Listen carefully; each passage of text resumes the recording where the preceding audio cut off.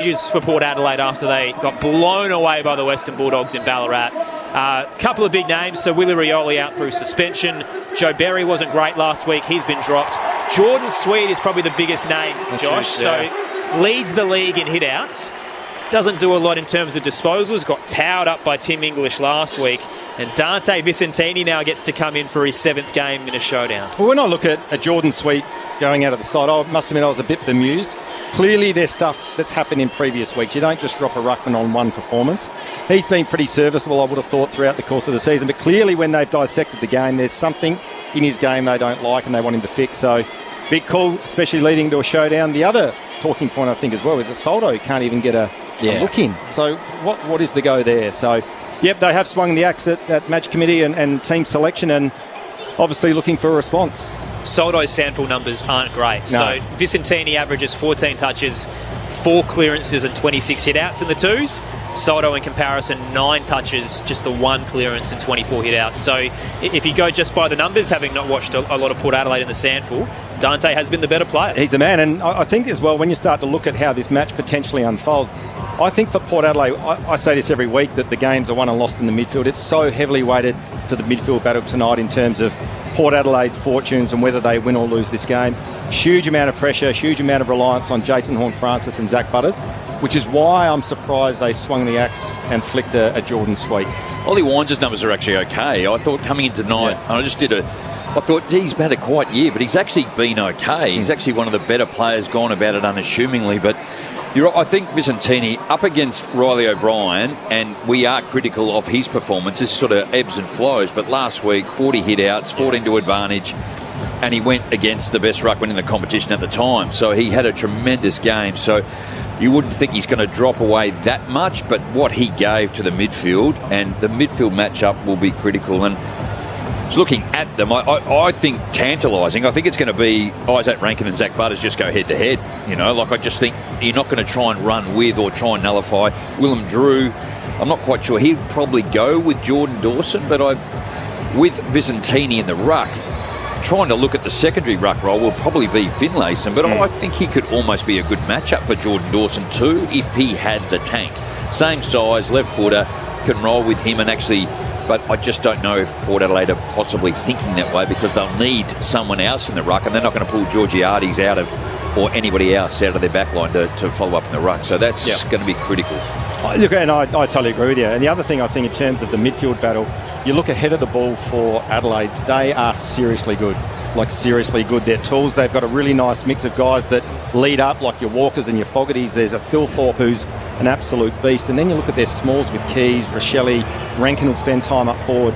And it's one of the areas of the ground. That's why I said that there's so much weighted and so much reliance on the midfield for Port Adelaide. And that's the old saying, if there's no pressure on the ball and Adelaide have got dominance in the midfield, it's hang on to your hats, Port Adelaide fans. Well, just looking at the numbers too, you go Walker, Fogarty, Thilthorpe, they've kicked 55 between them this year to date. Looking at the Port team up forward, you can only go Georgiades, clearly, Sam Pepper, and maybe Darcy Byrne-Jones at the 3 targets for Planet. They're at 36, so there's a big differential there between them. But you've touched on that, so you've got Dan Curtin plays sort of that forward wing role. Then you've got Berry when and potentially he comes in. Rochelle's already kicked a handful too. Saligo kicks him out of the mid. So they've just got this scoring power at the moment, not only forward but in the midfield. And I'm trying, factually, the details on the Port Adelaide list don't show that at all. No. And they're so adaptable, Adelaide. I think the last piece it felt from what we'd seen in the early stages of the season was speed on the ball. That's how Fremantle got them a couple of weeks ago. Matthew Nicks tinkered with it in the final quarter by flipping Jordan Dawson to full forward, and decided to continue that against Carlton last week, and it worked. It paid massive dividends. Rankin and Peatling jump up in terms of their centre bounce appearances. Sam Berry gets injected, as he touched on, Jamo. Josh Rochelle gets a crack, and Dawson and Saligo probably pull away a little bit because of that depth, and the speed on the ball absolutely annihilated Carlton. Absolutely. Well, the two that you haven't mentioned is Neil Bull and also Cumming as well. Like, they've just got speed and experience in big games as well. So I think that's where the significant improvement, plus the foot skills of Adelaide and their efficiency in around which they do it, and some of the things that they've got. Like, Adelaide are the #1 scoring team in the competition from opposition turnovers. Port are 9th. Adelaide are 3rd shots on goals for accuracy. Port Adelaide are 13th. You know, these areas, like Adelaide are 9th, defence from 50 to inside 50. Port Adelaide are 17th. They're a long way down. So when they get the footy in the back half, they don't get it in their forward half, quick half. I guess the only one where I could find Port Adelaide are above Adelaide in the metrics is Port Adelaide inside 50s are number 5 in tackling. Adelaide are 14, but they're only, the average is 12 and Adelaide is 9, so it's only minor in that particular area. Well, I reckon one of Port Adelaide's features over the last few weeks has been their tackling pressure. I know we called the North Melbourne game and their tackling was unbelievable. An area which I'm really concerned about is the contested ball numbers. Against Sydney, they were minus 46. The following week against North Melbourne, they got beaten. They got beaten last week. So I think Alistair Clarkson actually made the comment when they played Port in the post-match press conference that as soon as they release pressure off the ball carrier and their tackling numbers start to decline, they can't sustain the way they want to play. So the real concern for me, as I said, for Port Adelaide is ahead of the ball, behind the ball. And I must admit, I'm thinking if I'm Ken Hinkley, I know Connor Rosie's been shifted to half-back and it has been a success. Do they just roll the dice and go, right, we need to win the midfield battle, get your best mids in the middle? I'd be playing Connor Rosie in the guts to start the game at least. And I think you're going to put, if he does go back, Neil Bullen might go with him. Yep. I'm thinking maybe Ben Keys, but Ben Keys works up and down the ground so hard, so I don't want Rosie running with him and creating something when they go forward. So I think the uncontested last week, again, isolated game, but they lost that by 91. So Western Bulldogs, they allowed them, or Western Bulldogs were that good to be able to hold and maintain the football. I think that's where Adelaide have really improved it again this year. Has all the makings of a classic Port Adelaide upset. All the numbers say they should get demolished tonight, which means absolutely nothing in a showdown. It is a clean slate every single time. Speaking of the Bulldogs as well, we've just hit quarter time in Darwin, and they kicked a couple of late ones to reduce the margin. So it's only 8 points the Suns lead now over the Dogs. 4-5-29 Gold Coast, the Western Bulldogs 3-3-21. The coin toss has just occurred in the middle, so we'll check back in downstairs with the 5th member of our commentary team for Saturday Night Footy on ABC Sport. Josh, what are conditions like at ground level? Not too bad, actually. A beautiful, clear night for footy. It's 17 degrees, but you get the feeling it's getting a little bit chillier, but that will be all right for the players. It's just the boundary riders who might be in a bit of strife. Now, Jordan Dawson, the 2-time showdown medalist, has won the toss for the Crows, who will kick to the Northern Cathedral end of the ground in this first term. Now, starting on the benches for the home team tonight, Ryan Burton, Ollie Wines, Jeremy Finlayson and Jed McEntee. Christian Moraes is the power sub tonight. Jake Saligo, Daniel Curtin, Zach Taylor and Mitch Hinge on the bench for the Crows. The super sub from last week, Sam Berry, starts in that role again. It's a sea of black and white with the Port players in the traditional prison bars tonight, and I'm sure they'll sing this anthem with plenty of gusto. It was a slow build as the fans made their way in on this Saturday night. Bit chilly in Adelaide, but now it is shoulder to shoulder. You cannot find an empty seat tonight at the Adelaide Oval, and it is a mammoth game in Port Adelaide's season. They've got the hardest fixture from here. Champion data reassessed today, and it's not looking promising for the Power, so they've got to win every game they can. Tonight it's against their crosstown rival, the Adelaide Crows, who are 5-3. Just having a look at a couple of the matchups. So Connor Rosie has gone down back, and it looks like Bergman has the job on Dawson. He's starting inside for the Power. And Lockie Jones has gone to Taylor Walker. Ooh.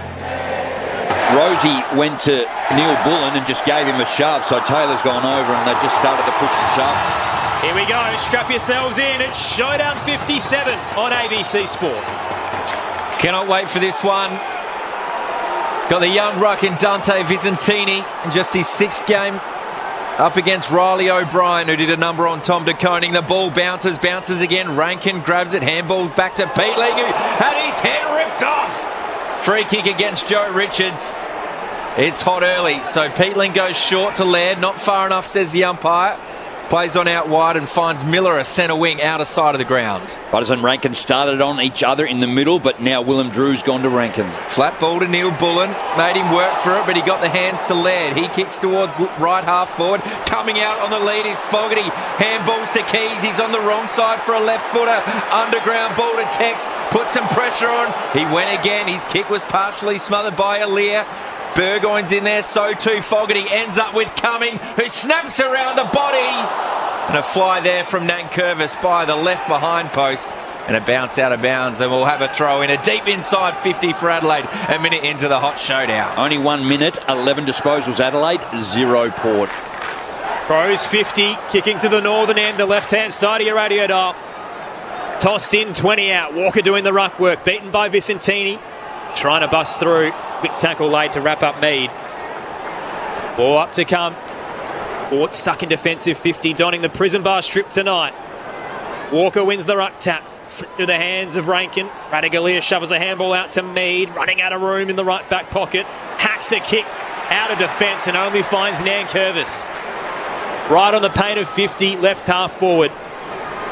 Luke Nankervis, who's playing more of a forward role this season. He floats across the wing. Looking to go short here, isn't he?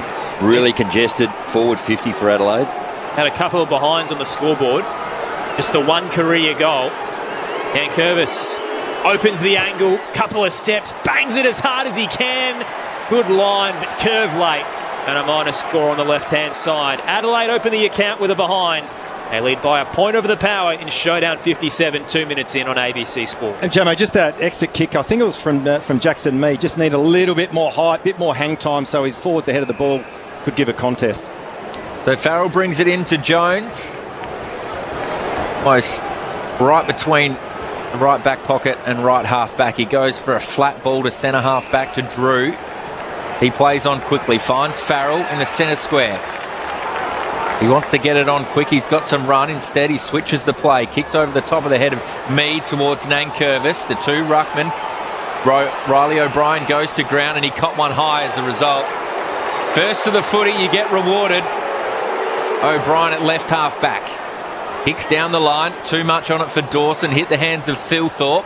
Turnover here in the hands of Bergman rather. But Rankin picked it up on the other end. Handballed it back to Worrell, who finds Fogarty just forward of centre wing. Beautiful kick as he wheeled around. Fogarty marks just behind left half forward. Just didn't go. Port Adelaide flooding back.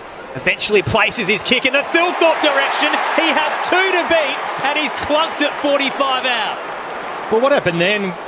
Just looking behind the ball, when the ball was here on centre wing, Radaglia got caught ball watching, didn't go to Fogarty. He's matched up on Thilthorpe. Thilthorpe ended up hammering forward and had the mismatch with Lockie Jones, I think it was. That was a good entry inside 50, just to advantage, and good luck Port Adelaide defenders against this bloke who is an absolute beast in the air. Shaking off his finger injury from a fortnight ago. Riley Thilthorpe, third in the league for goals. Long approach, Thilthorpe from 50 starts right, doesn't have the carry, it'll fall on the behind line and knocked through by Vicentini. Minor score, Adelaide up 2 points to none. 3 played in Showdown 57. Playing on quickly from defence is Rosie. Kicks long down the line of fly from Horn Francis.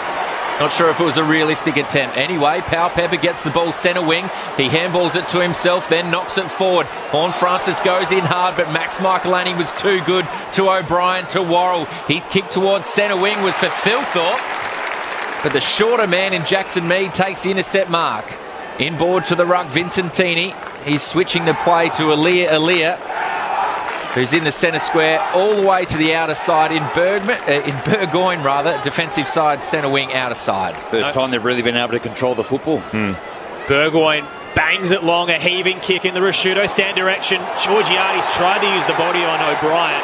Having two to beat, he's fallen over, and out the back, Butts has taken the mark. Oh, you caught it beautifully, Aaron. I don't reckon it was the kick. You're kicking to O'Brien, Georgiades, and just got outmarked and outmuscled just through height. The Crows back through the eastern wing to a pack off hands of Dawson. Coming gathered, slid a kick rather, ricocheted off Alia, back to Dawson, hands it forward to Fogarty, tied it right half forward, he swings the kick to the scoreboard pocket.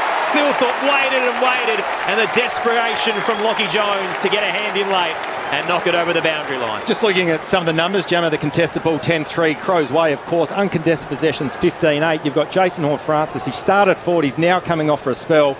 I reckon it's time you inject him around the footy. Lockie Jones did well not to give away a free with the front on contact. Vicentini over the top of Walker, who is in front, roved by Burgoyne, flicks it on to Jones. He's kicked towards centre half back, dribbles through the middle of the ground. Playing goalkeeper is Josh Worrell. Now acts as quarterback inside the forward 50 to Rochelle. Outmarks Sin at left half forward, 45 metres out on a 45-degree angle. Once again, Jamo, I don't want to be too much of a pessimist, but the signs, the danger signs for Ken Hinkley and his staff are already starting to appear. It's disposals 26-15. The numbers are just looking ugly for Port Adelaide, albeit only 5 minutes of actual game time into this first quarter, but they're dominating possession, they're dominating field position, and it's only a matter of time before they start hitting the scoreboard with some majors. He was the lightning rod in the last showdown, pointing to his teeth, set sail for home. He's smiling and he's running straight towards the Power fans. Josh Rochelle lights up Adelaide Oval, gets the first in the showdown. Adelaide 1-2-8. Port yet to score. We're 6.5 minutes into the first quarter. Well, the Sam Pepper one down here, wasn't he? Actually had nothing to go. It was almost like Kevin Bartlett, like he just handballed to himself. Worrell, who came off his best game last week ever, really composed, outbodied him. Adelaide win the footy back and then go back the other way. And they've just looked composed and cutting through. The Port have tried to go through the middle on a couple of occasions, but haven't been able to get any run and carry in the early part of this first quarter. And as we said, the worry for me from Port Adelaide's perspective, now there's Wines and Drew who aren't blessed with great leg speed. You've got Butters in there, hasn't touched the footy yet in this first quarter. They just look a little bit pedestrian, and that's why Horne-Francis got to get him back on the ground and get him in the middle. Alarm bells to start showdown 57. The Crows up by 8. Port yet to score. Vicentini wins it down in the middle for the Power. Drew tried to tow it away from Saligo. Could have been Sockering in danger. Play continues. Saligo gathers. His hand pass missed O'Brien. Rosie plucks it away. Gave it to Burgoyne under duress. Did well. Got it to Farrell. Defensive edge of the square. Down the line. Lord! Couple of juggles. But much like Pope Leo this week, Lord has ascended. Takes the mark. Sends Port Adelaide inside 50. Pack collapses. Mark Pack to Port Adelaide. And Mitch Georgiades will claim the pill. He's 30 from home. Slight angle to the left. Yeah, I'm not quite sure what. It might have been was it a free initially, was it? Chopping in the arms? In the arms, yeah. I mean, I didn't see it, but that mark from Lord was outstanding, wasn't it? Yeah. I think it was Farrell that actually kicked it. He had numbers. I think it was Zach Butters that he could have used the hands, but decided to kick long to the contest, and Lord was outstanding. Long approach from Mitch Georgiades. Starts at left half forward. Their talisman in the absence of Charlie Dixon. Georgiades comes in, leans back, starts left, and never a chance. Minor score. Port Adelaide's first of the night. They're down 7. 8 played. It's showdown 57 on ABC Sport. So the Crows to bring it in via Hinge, who's back from suspension, replaces the veteran in Brodie Smith and hits the chest of Keys. Right half back. Pumps it down the line. Flying was Curtin and also Radagalier tried to claim the mark. Butters in there. Spins through the tackle from Cumming. Handballs back. First touch. To Rosie. He's going all the way back at left half back. Dangerous ball, but he got it over the top of Thilthorpe to Aaliyah. All class. Drew's got it. That's a poor kick, putting Powell-Pepper under enormous pressure. There were 3 Crows there. Peatling grabbed it. Kicks it towards Thilthorpe. Marks on the paint of 50. And he's going to have a shot on goal. 45-degree angle. Tell you what, that was outstanding from Peatling. I'm not sure if you saw it, Jamo, but looking up, I think it was Radagalier, Rosie and Drew were ahead of the ball, so he couldn't kick it long inside 50, just lowered the eyes and pulled the kick superbly to Thilthorpe. It's the poor kick, though. Willem Drew went inside, ineffective, missed Powell-Pepper, but there were 3 Adelaide players defending. 20 goals across his 8 games. He's playing through a hand injury. Thilthorpe unloads.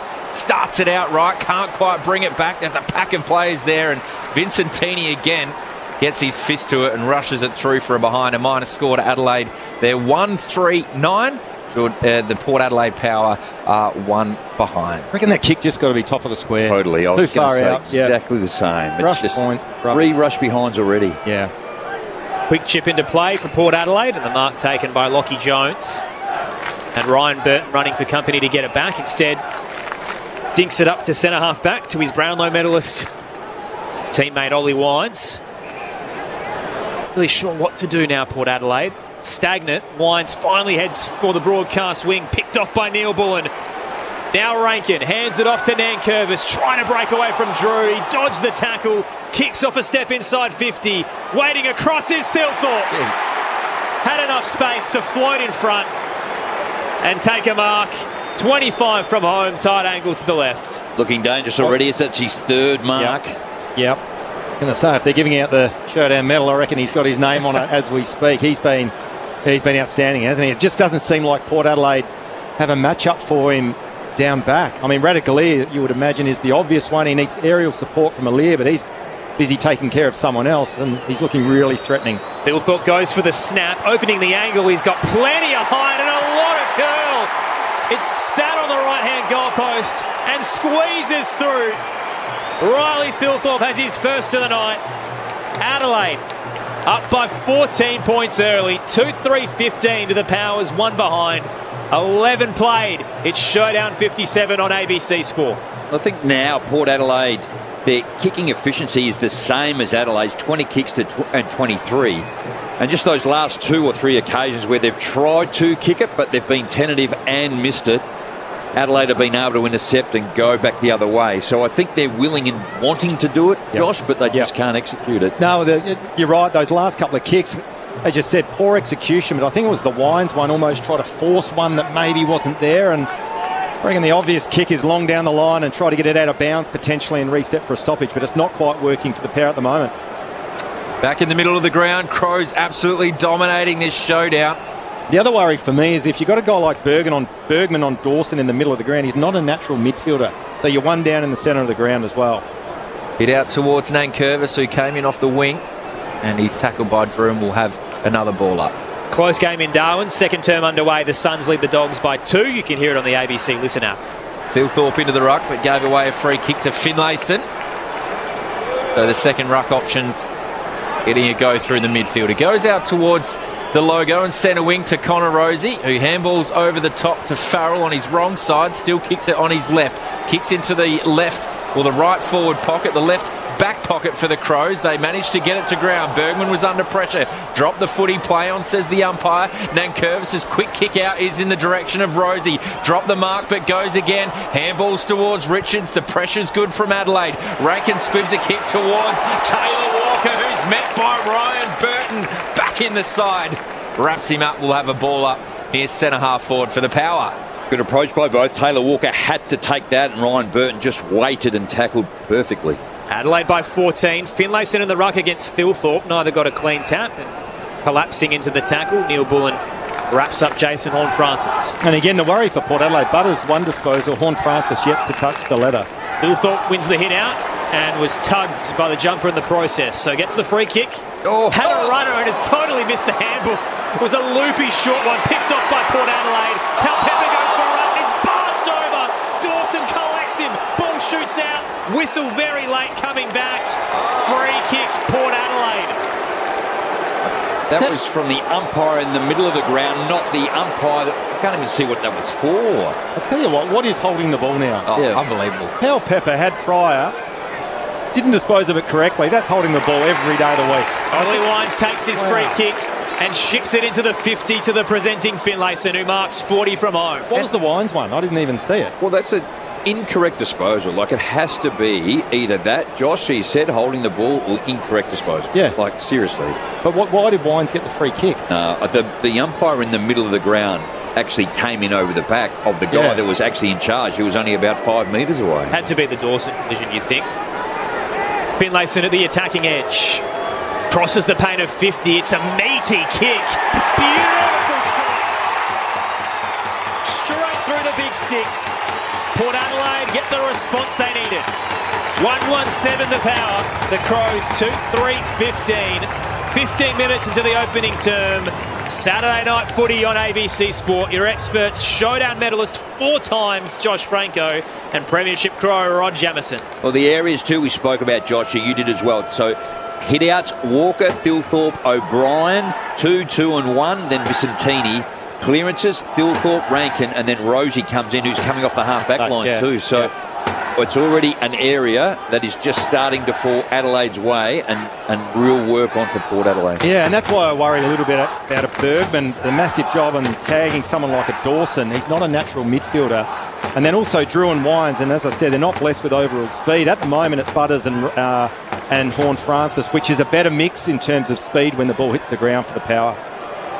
The goal kicker Finlayson straight into the ruck, knocks it down to Butters to Bergman. He pumps it long inside the forward 50, looking for a target. Georgiades was pulled off it, and he's going to get a free kick. He'll have a set shot, 30 metres out. Slight angle away to the right. Well, it was almost on cue, wasn't it? Butters got the beautiful hit off the ruckman on that occasion and fed it back. And once again, and it's probably going to be a constant in football throughout history to come, that if you can get the ball in long and quick and deep, you put the defenders under pressure and you draw free kicks. Well done, Georgiades in Port Adelaide. Well, Peatling was the one. He matched up on Butters, but when the contest was there, found himself a couple of metres away. Mitch Georgiades is enjoying his time as the Power's main man. He's had a sider, comes in for his first. The Power go back to back, and they're back in this showdown. Georgiades gets his first. They go to 2-1-13. Adelaide 2-3-15. We're a bit over halfway through this first quarter. Saturday night footy for ABC Sport. Well, having a bit of a read of the record here pre-game, Connor Rosie is the standout, and they've asked him a number of questions. And Mitch Georgiades is the worst dressed player in this team. He's the most annoying player in this team. And he's the person and the player that you don't want to travel with. Well, as long as he kicks goals, he can kick goals. Not very nice for the West Australian to come over and get well, that's smashed the by cap pulling him out. He's on the scoreboard tonight, and it's a 2-point game in Showdown 57. Great to have you with us on ABC Sport for the call. Packed house at the Adelaide Oval. They're starting to find their voice now after Adelaide's hot start. Apparently Saba Radigali is the best dressed. I can actually see that. Both rucks stay down on a clean bounce. Knocked down. Dawson head over the footy, extracts it with an up and under kick wide towards the broadcast wing. Peatling and Burgoyne entangled, and the free kicks going the way of the Power. They're getting a good run with the umpires at the moment. Hello, what? Port Adelaide with the free kicks. Sound like a Crow supporter, Josh. Burgoyne takes his free kick on the 45 to Butters. Marks unopposed and then dinks it forward. Mark taken by Bergman, too far out to score. They've actually settled down a little bit, Port, haven't they, too? They're just starting to hit those shorter kicks. 50's flooded with Crows. Bergman bangs it to the top of the goal square. Lord got a hand in, hits the deck, head over the footy. Butts wrapped up by a couple of Power players. Ball up to come, 10 from home. 6-2 free kicks, Port Adelaide's way. Adelaide by 2, inside 50 for Port. Vicentini tried to tap it down the throat of Powpepper, put too much on the hit.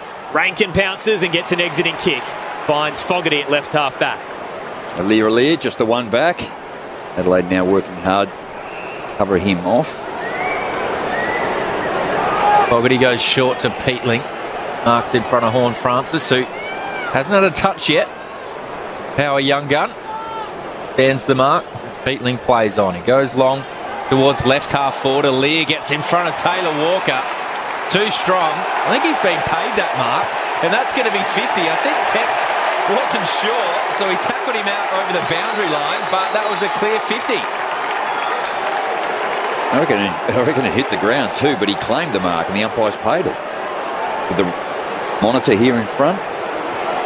So Aliir's got it, the logo. Kicks it in board near the centre circle to Radigalia. He's going to go long. These inside 50s have worked recently for Port Adelaide. Roving was Horn Francis, but he's wrapped up by Rankin.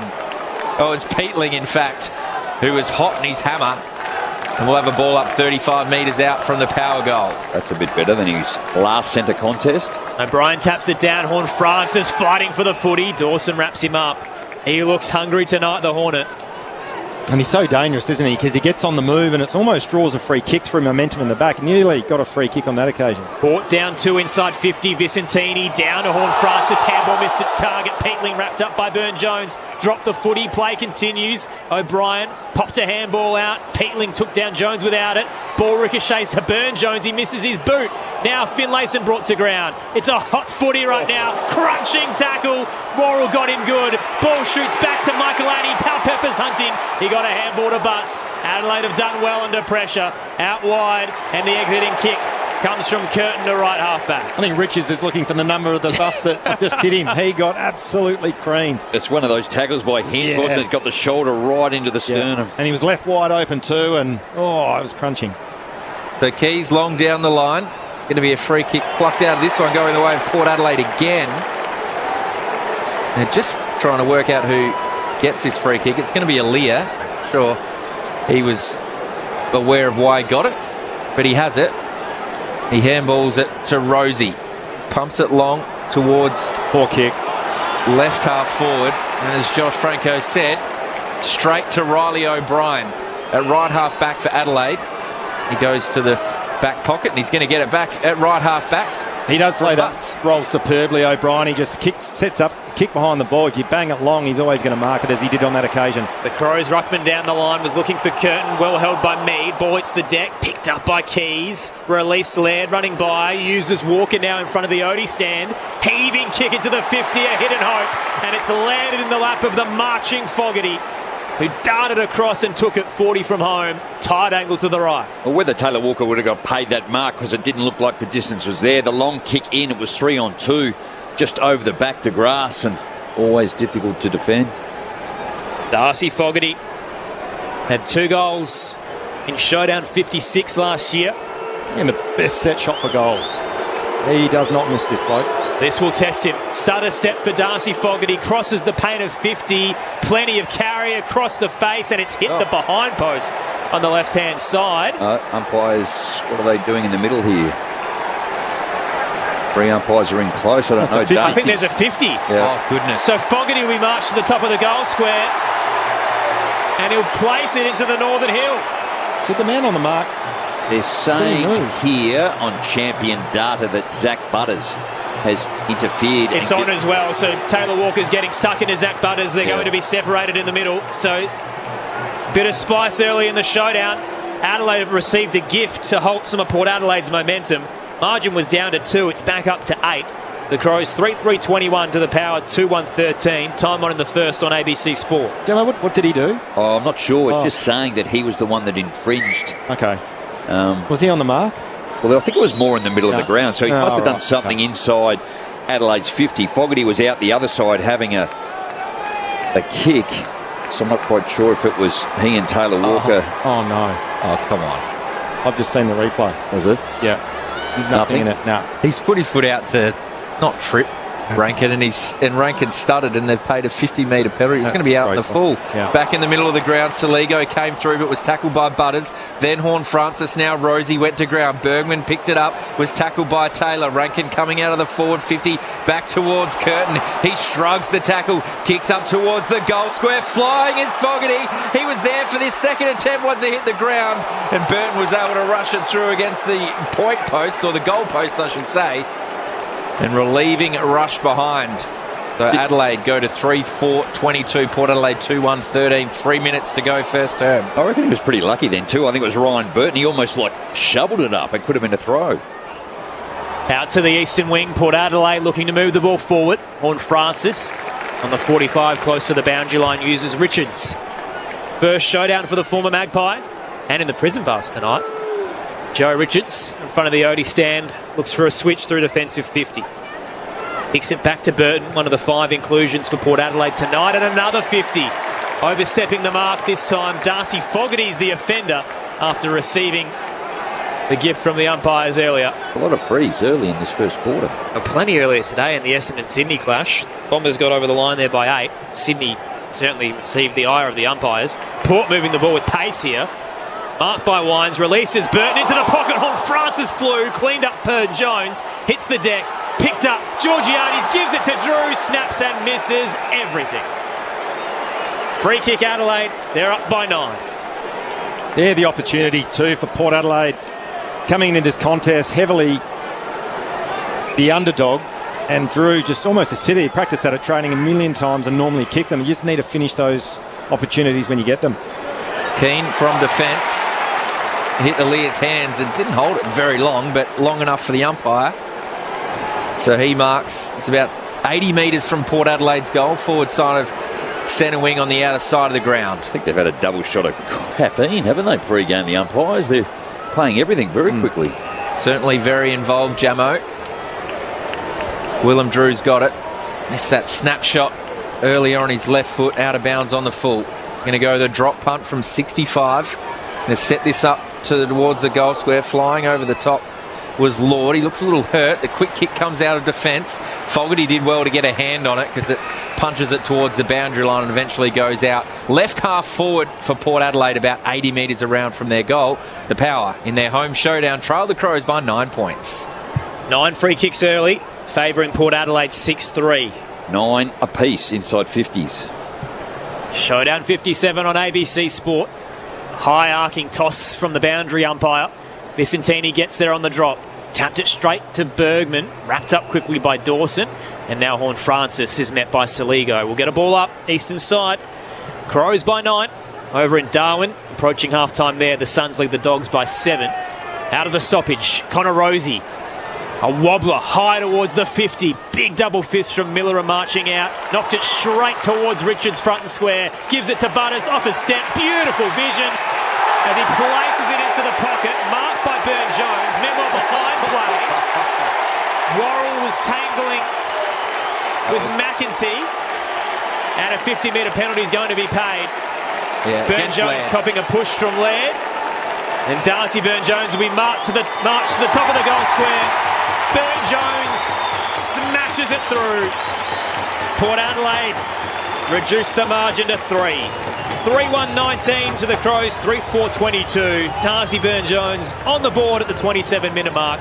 It's Saturday night footy on ABC Sport with Rod Jamieson and Josh Franco. Well, I'll tell you what, Jamo, I just watched Richards there. I still marvel at the skill of these guys. He actually handballed that to Butters when he was mid-air, and if he didn't, he would have got crunched in the tackle. So really smart play. Butters, again, starting to work his way into this contest. Just a beautiful little spot-up kick, and as we've seen, as you said as well, Jamo, the umpires are very much whistle trigger happy at the moment, and that was a 50-metre every single day of the week in terms of what Rory Laird did to Burn-Jones. So undisciplined play, you pay the price. I think Zach Butters is incredibly skillful, and I'd like to see him channel more of that than actually think he's 6'5" and take 3 blokes on. That's what works for him, Jamo. Back in the middle of the ground, Vicentini knocked it down, but Peatling gets it, handballs it to the ruckman O'Brien, kicks the centre half forward. Rankin v Jones, got the hand in there, did Jones, but Sin, he spilled it and fell over at the wrong time. Got it to his captain in Rosie though, who got it back to Sin. He was spun in the 360. Quick hands with Bergman. A quick kick from Drew towards centre wing is intercepted by Miller. It's in great form this year too, Wayne Miller. Good to see him back, fit and healthy. Miller goes inside the forward 50, looking towards Thilthorpe, who got first hands on it. Front and centre was Keys. He snapped on his right foot, pulled it too far to the left, and will have a boundary throw in right next to the left behind post, deep in the Crows forward 50. They're up by 3 points late in this first term. Just a bit of an update as well on the Bergman-Dawson matchup. Dawson just the 3 disposals, just the 1 kick, and Bergman's had 5. Tossed in Vicentini, the only ruck, so he takes it and hands it to Rosie. Now Burgoyne, right back pocket. Flirts with the boundary line up towards the broadcast wing, and O'Brien gets there to knock it over the line.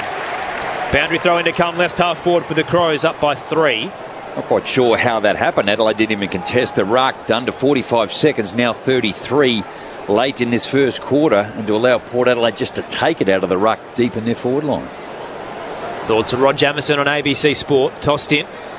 Vicentini front position, ran a little bit too low for the footy. O'Brien at the back, only found Bergman. Tried to get it towards Burgoyne, missed his target. Hinge toes it for the Crows. Wide to Nankervis. Now Saligo left half forward. Handball forward to no one. Sin was waiting. The brick wall for the Power uses Burgoyne.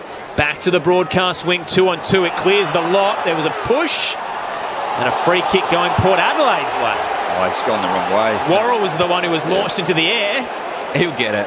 And the umpire has pointed the wrong way, so they're going to give it to the Crows. Keane's going to take the footy, the Irishman. Plays on and races towards the logo. Into the 50 as the clock runs down. Targeted was Taylor. Couldn't take it in the one-on-one. Hits the deck, and we'll see out the first term of Showdown 57. It's been hot, it's been electric, and it's been close. Adelaide by 3 after a frenetic start.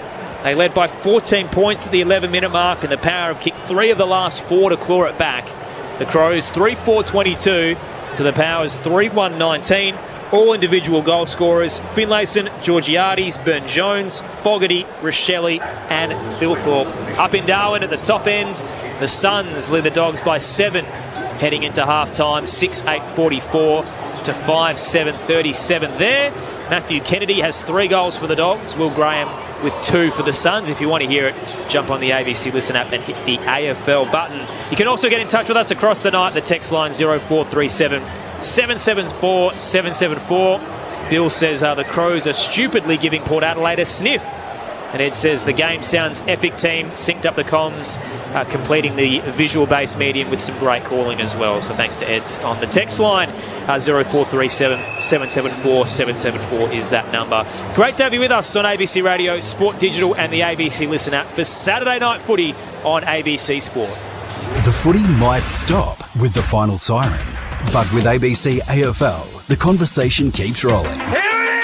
Get ABC AFL Daily Podcast with Premiership coach Paul Roos alongside Corbin Middlemass, Ben Cameron and Poppy Penny. From walking on thin ice to dancing on the mountaintop. It's your daily footy conversation. Find it on the ABC Listen app. Why scroll when you can listen on the ABC Listen app? Listen to shows like ABC News Daily, ABC Sport Daily, and Conversations. Get on the ABC Listen app today and every day. This is the 2025 AFL Premiership season on ABC Sport. Here we go. Strap yourselves in. It's Showdown 57 on ABC Sport. Now acts as quarterback inside the forward 50 to Rochelle. Outmarks Sin. He was the lightning rod in the last showdown, pointing to his teeth. Set sail for home. He's smiling and he's running straight towards the power fans. Kicks off a step inside 50. Waiting across is Thilthorpe. Had enough space to float in front and take a mark. Thilthorpe goes for the snap, opening the angle. He's got plenty of height and a lot of curl. It's sat on the right-hand goalpost and squeezes through. Ollie Wines takes his free kick and ships it into the 50 to the presenting Finlayson, who marks 40 from home. Crosses the paint of 50. It's a meaty kick. Beautiful shot. Straight through the big sticks. Knocks it down to Butters to Bergman. He pumps it long inside the forward 50, looking for a target. Georgiades was pulled off it, and he's going to get a free kick. He's had a sider, comes in for his first. The power going back-to-back, and they're back in this showdown. Stutter step for Darcy Fogarty, crosses the paint of 50, plenty of carry across the face, and it's hit the behind post on the left-hand side. Umpires, what are they doing in the middle here? Three umpires are in close. I don't know. I think there's a 50. Yeah. Oh, goodness. So Fogarty, we march to the top of the goal square, and he'll place it into the northern hill. And a 50-metre penalty is going to be paid. Yeah, Burn-Jones Laird. copping a push from Laird. And Darcy Burn-Jones will be marched to the top of the goal square. Burn-Jones smashes it through. This is ABC Sports coverage of the AFL. On your radio ABC Sport Digital. and on the ABC Listen app. It's tied early in the 57th edition of footy's greatest rivalry. The Crows lead Port Adelaide by 3 points at quarter time, 3-4-22 to Port Adelaide's 3-1-19. And if you wanted to put your votes in for the Showdown medal, you might want to give 3 to the umpires early, because they have played a big factor. 10 free kicks, 2 of them 50 metres, who have resulted in goals. Let's see if this game can start to settle a little bit in this second term. We saw a little bit of spice, similar, I guess, to the way the week has been built up, where there hasn't been the war of words we've had in the past, but you can feel it kind of boiling away here at the Adelaide Oval. It's a power home game. They're packed to the brink. Great to have you with us on ABC Sport. For the call, Aaron Bryans and Tom Wilson calling the action. And to break it all down, our 25-year veteran, Premiership Crow Rod Jamieson, and the now 4-time Showdown medalist, Josh Franco. Well, just a typical Showdown starter, wasn't it, Jamo? There was a pretty tight, hotly contested contest early in that first quarter. I thought Adelaide dominated field position early in the first. Couldn't really capitalise, had a few shots which were astray, weren't able to hit the scoreboards with majors, and then Port Adelaide were able to work their way back into the contest. Probably an area of the game that Port Adelaide have been really struggling, and they did in the first part of that first, was the contested ball numbers at quarter time. That's relatively even. The clearance count at the moment, Port Adelaide are getting a bit of field position dominance through their ability to win the clearances and at the coalface. And look, it's a really good contest. It's an arm wrestle, as we thought it would be. A lot of the big names haven't really started getting going yet. Dawson just the 3 disposals. Horn Francis just the 1. Butters has only had 5 disposals. Saligo just the 2. So you'd expect those guys to work their way into the contest. But at the moment, it's an arm wrestle, as they always are. Yeah, Port Adelaide worked their way into it too. Adelaide started exceptionally well. The uncontested 49-34 plus 15 to Port Adelaide. Clearances, that was a concern, 10-5 in that first quarter, then 2. And marks 26-17 Port Adelaide's way. So they've controlled it as the quarter went on. But the irony is they're still 3 points up and been in front for that entire quarter. Some sad news coming through from the earlier game today. Essendon defeating Sydney by 8 points in a close one. Brad Scott confirming in his press conference that the debutant Lewis Hayes has very likely suffered an ACL injury. We saw the incident too, wasn't it? It was really just he was the third man up in a marking contest and landed awkwardly on his left knee. Second term underway, showdown 57. Saligo gathers the crumb, tackled by Bergman, put the footy down, free kick, holding the ball. Vicentini's going to take it forward to the centre circle as Bergman races towards the 50. The ruckman hands it off to Farrell, that lethal left, penetrating to the goal square, and in the hole it's clonked by Finlayson. Throw a blanket over them. Jeremy's found a spot to stick the big mitts in the air. Well, I'll tell you what as well, when you want a ruckman to come in and make an impact, not even with the hit outs, it's at ground level, and Vicentini was outstanding there. I think Saligo took first possession, but his hunt and his tackle was outstanding to cause and affect a holding the ball decision from the umpire. And once again, it goes in quick. You put defenders under the pressure. Finlayson took almost an uncontested mark. The sub last week, Finlayson starts on the paint of 50. Long approach to 30. And on the left, he misses to the right-hand side. Adelaide's lead down to 2. Early stages of the second term. Saturday night footy on ABC Sport, on ABC Radio, Sport Digital and the ABC Listen app. Big miss there. Would have been a great start for Port. Down the line towards O'Brien. But Butters got the clearance. His quick kick inside the 50 was in the direction of Mark Keane only. And the Crows defender takes the intercept mark. Back to Worrell at fullback. He kicks out of defence. Got a big purchase on that one towards left half back. And infringed was Keys. So he wins a free kick. Crows leading by 2 points. He's got some run on the outside of Worrell. What a season he's having. And he hits the chest of Walker. Gets some boost from the Power fans. He quickly kicks inside the forward 50. A couple of flyers in Dawson and Thilthorpe. He gets the quick hands out towards Neil Bullen. Kicking towards Fogarty. Trying his best there, or there was the Power defence in Bergman. He went in head first. Nankervis was on top of him. A quick kick out of the contest. Almost. But he hit the post from Neil Bullen. Minor sore for the Crows there, 3-5-23. Port Adelaide 3-2-20. Nearly a dangerous exit. Sin just got it to Lockie Jones, then receives the footy back. The showdown debutant Josh Sin up towards the broadcast wing. Whistle on the ball drop. Finlayson held. Wants to move it quickly. Spots Powell-Pepper up at left half forward. Tangled with Worrell. Worrell hits the deck. Powell-Pepper kept his feet. Gathers in the pocket. He's snapping. It's a beautiful bounce. Ball for his ass. It's happened again. Sam Powell-Pepper has the footy gods on his side. He's curled it from 45. Looked to bounce through on the left-hand side for a behind. And it's gone a full Shane Warnes off spin through the middle. And it's a goal for Port Adelaide. And they hit the front for the first time tonight. 4-2-26 to the Crows, 3-5-23. 3 played second term. And Port Adelaide receive a gift from the gods, Jamo. Well, it was Angus Monfries all over too. Probably not quite as far to the left as it was, but Mitch Hinge was there to cover it off and it just bounced completely over his head. Well done on the body contest though, Sam Powell-Pepper down here, I think on Josh Worrell. It was on the boundary to win the contest. Worrell went to ground. Sam Powell-Pepper came in board. Quickly back in the middle of the ground. O'Brien v Vicentini. And pack of players form around Bergman. So we'll do it all again. Umpire wastes no time. O'Brien knocks it down. Rosie tried to get a kick away, but it was blocked by Cumming. Handballs to Nankervis, to Dawson. He's been kept out of this game for most part. Kicks out towards his teammate in Neil Bullen, who goes to ground. Port Adelaide have the numbers at right half back. Can they work it by hand? Tried to get it to Jones, was Farrell, but he fumbled. Neil Bullen gets the footy, goes inside the forward 50. Flying was Fogarty. Roving was Thilthorpe. Snaps around the body. Rochelle couldn't take it first grasp, but did enough to get a handball to Walker, to Keys, who kicks a banana and kicks a goal. They're going to check it. Power players reckon it's touched.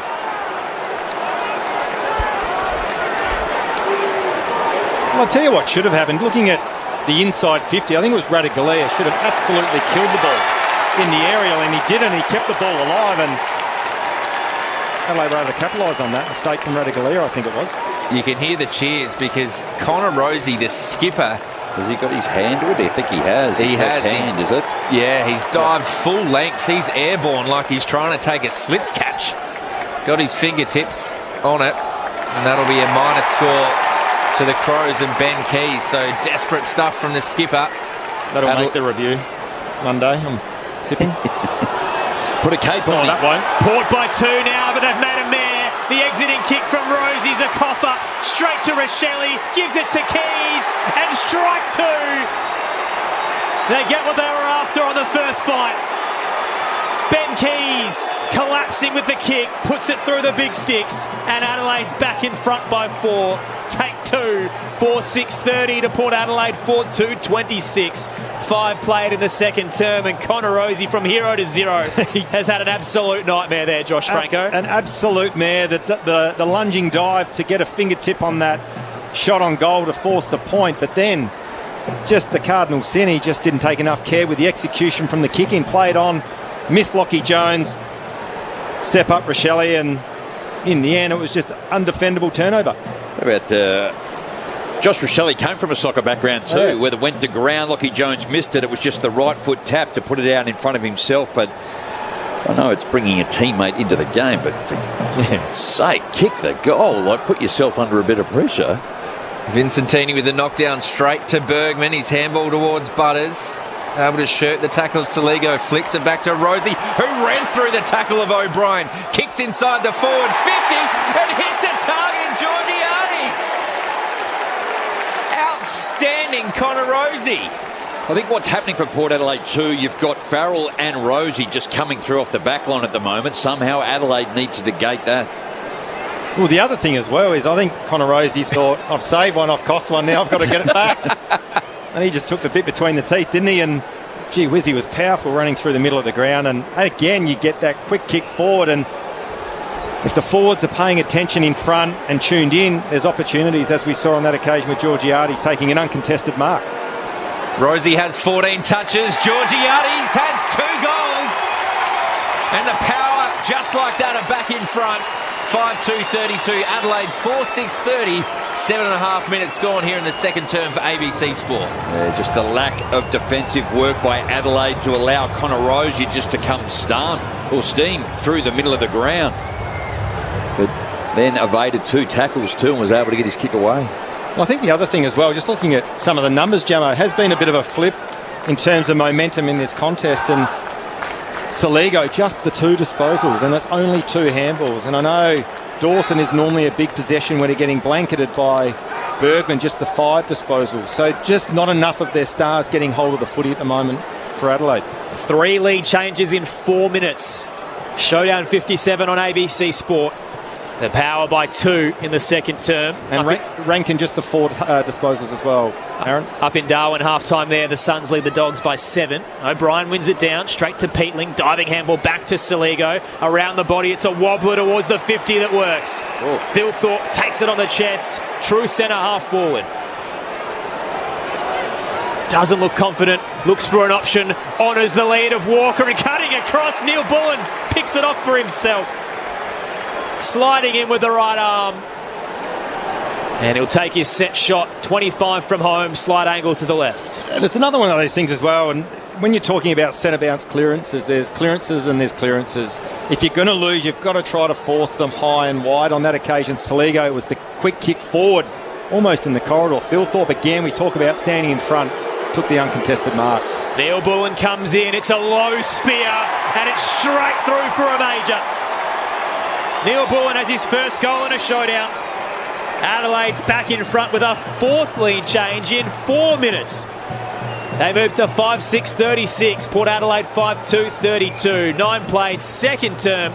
Showdown 57 on ABC Sport with Premiership Crow Rod Jamieson and 4-time Showdown medalist Josh Franco. Easier to say than do, but we thought that that's where Rosie might go to Neil Bullen to be able to. That's the matchup that Adelaide probably wanted too. But on that way, when Adelaide get the footy, you've got to make him accountable. You've got to stop him from running off that half-back line. So whatever opponent he is standing, you've got to take him as deep as you can to nullify his impact. That's a great call, Jamo. You're absolutely spot on. Because Rosie is having an impact in this game. You've got to hurt him on the other way. And looking at Rosie's numbers, already 14 disposals, and there's still 14 minutes left in this second. Vincentini up against O'Brien. O'Brien knocked it straight down to Wines, who kicks towards centre half forward, but Rory Laird has been all Australian in this role. Just ever reliable. Beat Richards in the contest, takes the intercept mark, goes towards centre wing, outer side, flying it is Thilthorpe, big fist from Aaliyah. Roving was Richards to Drew, over the top to Wines at right half forward, gets his kick away before Peatling gets there. Keane dropped a chest mark, roved by Millera, and he's wrapped up immediately. And we'll have a ball up inside the Powers forward 50, about 45 metres around from their goal. Yeah, I think the other thing as well, from Matthew Nick's perspective, how do you get Dawson injected into this game? Do you put him at half back? Take Bergman somewhere where he's not comfortable. O'Brien double tap, only found Richards for the power, gives it wide to Mead. He's curling it off a step on the boundary line and out of the full in front of the scoreboard. Free kick Adelaide, Jordan Dawson. 5 touches for the night. He's never out of the game too long. I'd almost maybe bring him to a high half forward, possibly. I mean, Bergman's a wingman type player or a half backer, isn't he, too? Yeah. So it's just increasing your firepower where it's going to make it difficult for him. Keane kicks out a defensive 50. In front of the pack is Jordan Dawson. Takes the mark, heard the call, and now wants to go in front of the Wanganeen stand. Arcs around and darts it with a bullet pass forward to Thilthorpe. He's far from home. Behind centre wing on the eastern side. Thilthorpe spots O'Brien on the march. Good kick, and they want to go. He has Saligo running by, hands it to the shotgun runner, and he's darting kick into the pocket for Rochelle. He's cut off with a big fist. Getting across once again is Josh Sin and Ryan Burton. We'll get a boundary throw in. Left forward pocket for the Crows, currently leading by 4. Just a bit of a stickler for the skill. Just take it out in front of your hands rather than on your chest, where Josh Rochelle tried to, allowing Sin to get to it. Taylor Walker in the ruck, knocks it down, roved by Rosie. His quick kick was cut off there by Saligo, and a centering ball to Thilthorpe, who marks 25 metres out directly in front. It's just a couple of mistakes, isn't it, by Connor Rosie, which is uncharacteristic. Yeah, and just looking at the replay, he was under all sorts of pressure, but I think, again, looking at the work, the kick inside, or back into the corridor, Thilthorpe and Aaliyah were matched up on each other. He was just too far off his opponent, and once again couldn't affect the spoil on Thilthorpe. For back-to-back goals for the first time for anyone this quarter, Riley Thilthorpe delivers. That's his second. He is breaking out, the big fella. Adelaide 6-6-42. It's a 10-point margin, Port 5-2-32. 12 and a half minutes gone, second term. Josh Money on the boundary. Tom, Jason Horne-Francis just coming off the Port bench now. Interesting watching him, though. Looks a really frustrated and almost confused figure with a team low 1 disposal. Very out of character. Well, I keep going back to why starting forward. Big game like this, start him inside. That's where he does his best work, and that's where he's most electric and most explosive. And he starts forward, comes to the bench, so he doesn't really start to get involved in the game until halfway through the first quarter. Thoughts of Josh Franco on ABC Sport. Dale's got in touch on the text line on my way back from Mulwar in Western Australia. Listening to the showdown. Great call so far. On a high myself after kicking my 850th goal. What? Congratulations, Dale. How many games, Dale, please? Out of the middle, Wines extracts it with a handball to Horne-Francis. Gave it off to Finlayson, a worm burner kick into the 50. Palpepper's under enormous pressure. Michaelani over his back. Got the footy out for the Crows. Millera to Peatling. Smashes it forward with a tumbling kick. Clean take from Fogarty. Had Radagalier breathing down his neck. And escorts it over the boundary line just behind right half forward. 850. That's goals. How many games? We'll find out from Dale on the text line. 0437 774 774. Mark in Adelaide's wondering how many games consecutive has Ben Keys played. This is 115 tonight. Staggering, isn't it? Right behind him is Willem Drew on 105. Tapped down by Thilthorpe, plucked away by Horne-Francis. Up to half forward, landed in a hole. Worrell entangled. Lord bowled over. Adelaide win out. Nankervis to the broadcast wing. Peatling has some time to settle and look for a target at right half forward. It's Thilthorpe, and he's just too good. He's too good. Had Finlayson all over him, clunked the mark, plays on, spots Taylor Walker and delivers. The two spearheads combining. Taylor Walker takes it in the right forward pocket on a tight angle, 15 out. Sorry, Johnny, you got bodywork by both, wasn't it? Two. They just created the ease to be able to take the contested mark. They did the work prior to the footy getting there. And then Phil thought, too big, too strong, too good, isn't he? And admittedly, Finlayson's probably giving away about 20 kilos, but he has been awesome aerially tonight, the big fella. 7 marks. Yeah. In his 24th showdown tonight, Taylor Walker comes in and sprays it. And the crowd gives it to him as well. Minor score on the right-hand side. Adelaide's lead 11 at the 15-minute mark of the second term. Saturday night footy on ABC Sport. It's like the insurance ad, Tom. He shanked it. He did. So Port Adelaide brought it out of defence. Farrell was at left half back, but his kick was intercept mark at centre wing. Now the Crows are going by hand through the middle of the ground. It was Taylor to Laird, but then dropped by Miller. He lays a big tackle. He's not rewarded. He's given away a free kick. What was it for? Pushing the back. Yeah, I think it was. So McEntee. Miller came over the top. McEntee goes out wide to left half forward. Mead marks. Inboard to Burton. Still 80 metres around from their goal. The Crows have rushed back.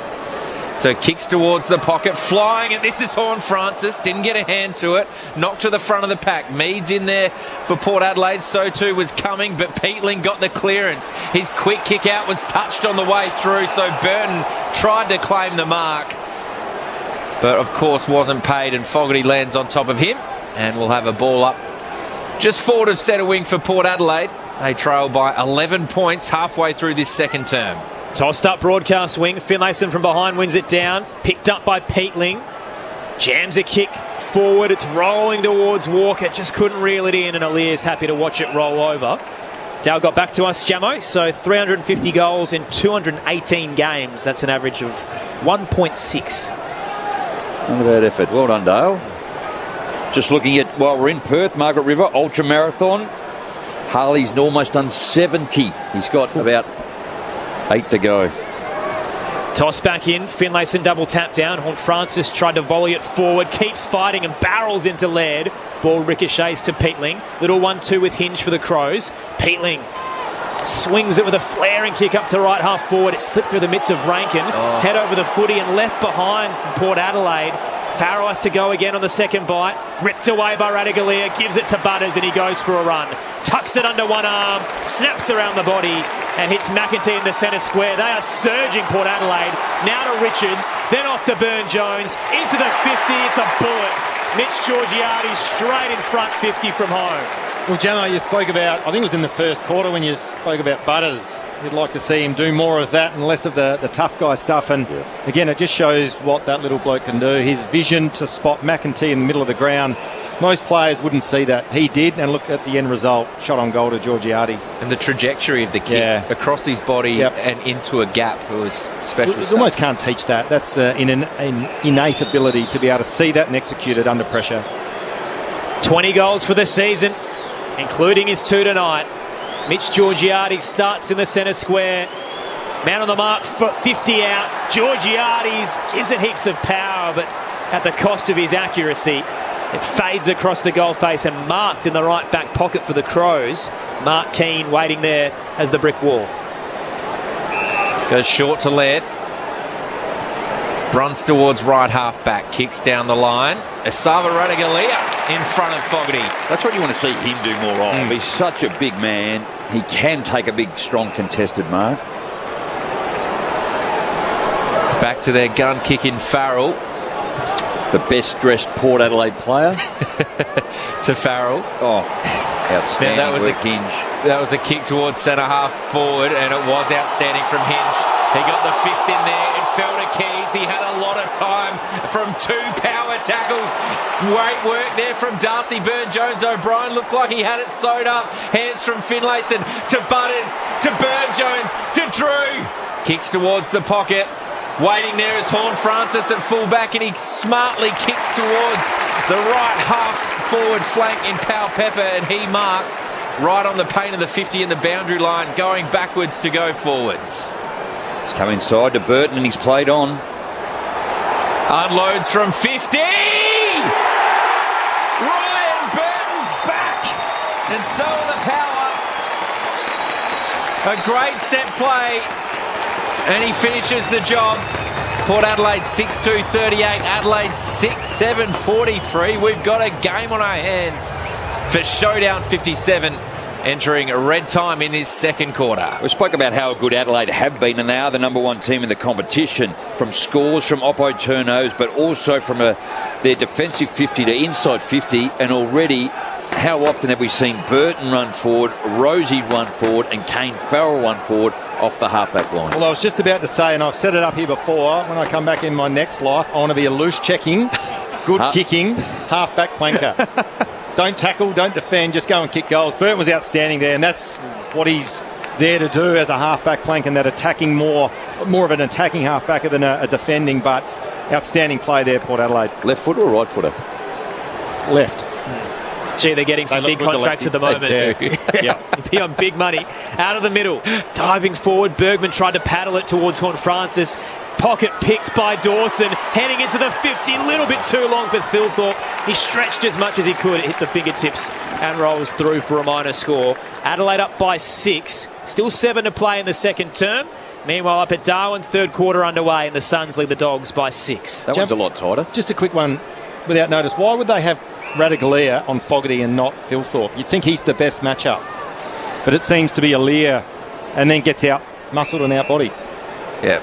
And Radaglia is a normally bigger bloke. Yeah. is the third one up too, isn't he? They want him a it's bit more loose, but strange matchup. Maybe they got no confidence in Radaglia.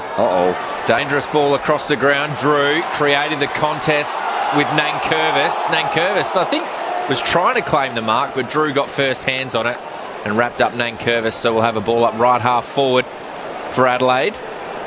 Footy just set up a little bit then, wasn't it? Just to allow Nankervis to get there. Vincentini very clean, perfect tap to Butters, who does so well in tight spaces. He missed the handball.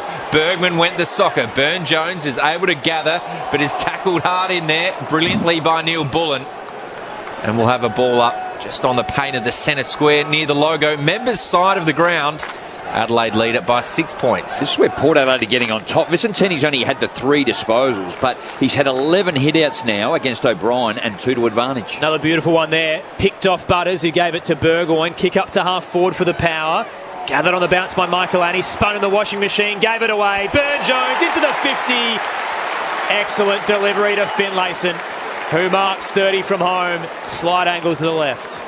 Well, even to that point, Jamo, the overall clearance count is 17-12 Port Adelaide's way. And again, on that occasion, they won the scramble and terrific poise and control going inside 50 from Burn-Jones. Just lowered the eyes, didn't blaze. Great composure, found Finlayson. Good play. Finlayson starts at the attacking edge of the square. Long approach, casual kick. It's starting right and straight through for a minor score. Adelaide's lead down to 5. Time on in the second term. Saturday night footy on ABC Sport. Aaron Bryans, Tom Wilson, Rod Jamieson and Josh Franco with you for the call. You've got to finish second dolly in this quarter. Should have kicked both, or at least one of those, learnt from the other. So Crows coming out of defence.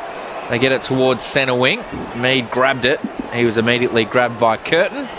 So we'll have a ball up right near the boundary line on the outer side of the ground. Great place to watch the footy. Sold out crowd.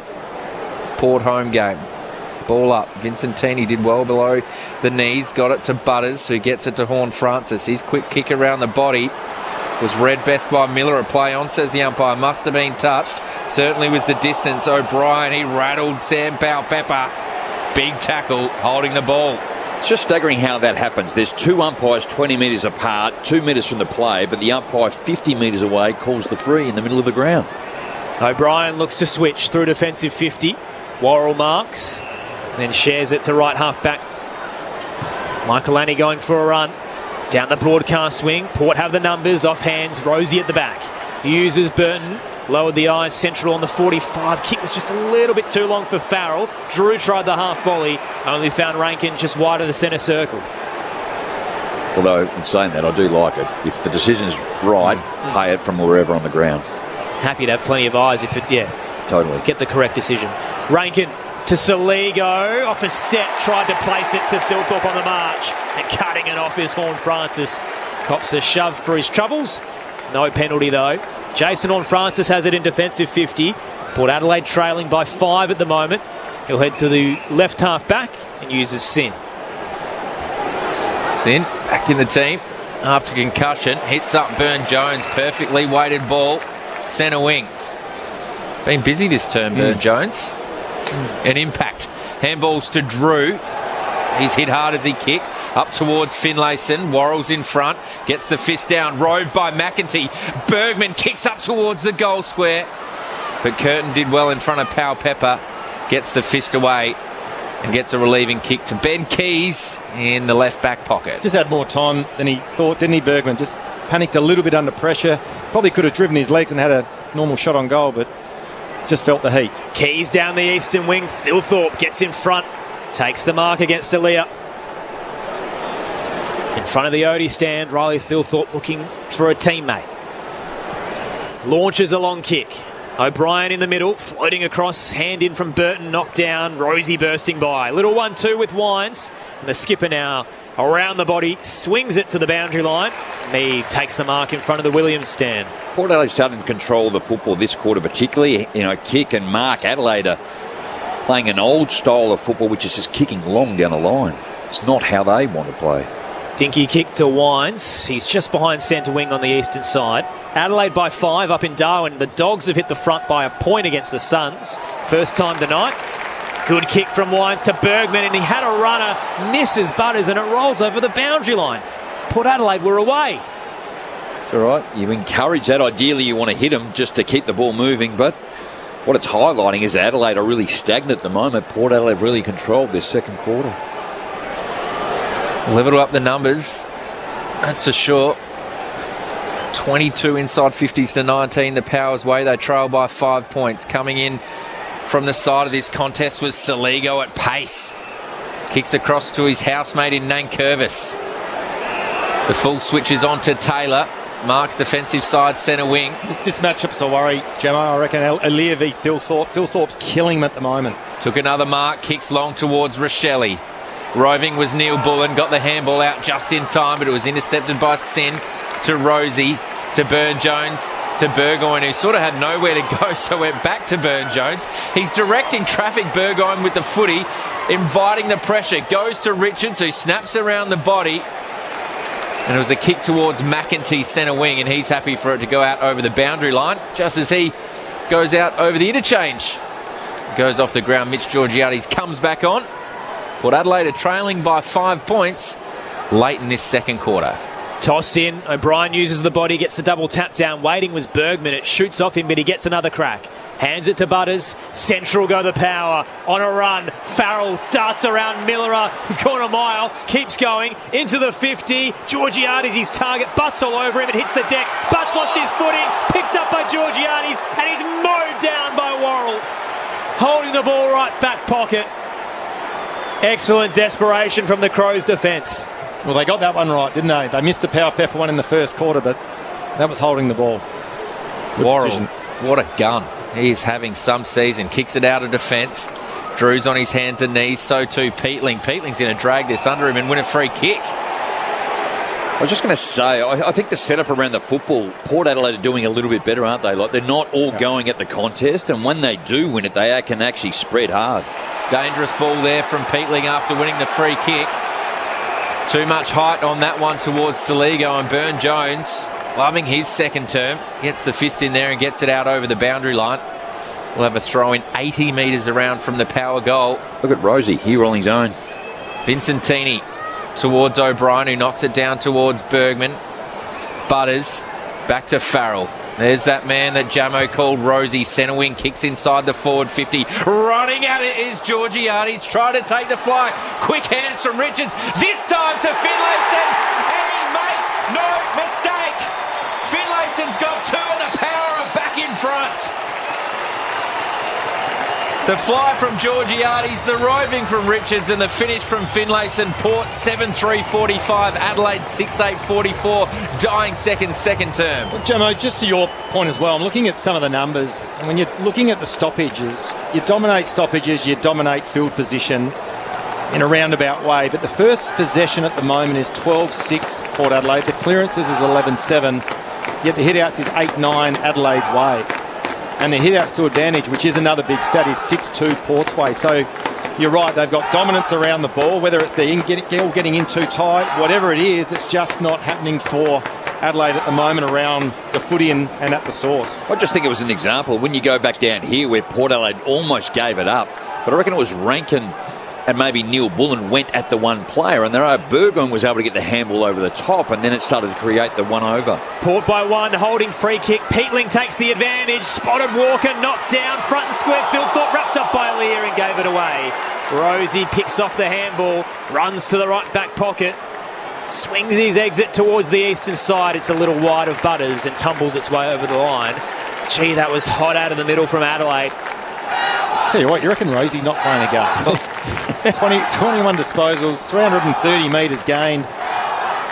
He's playing a cracker. 14 kicks, 50% though.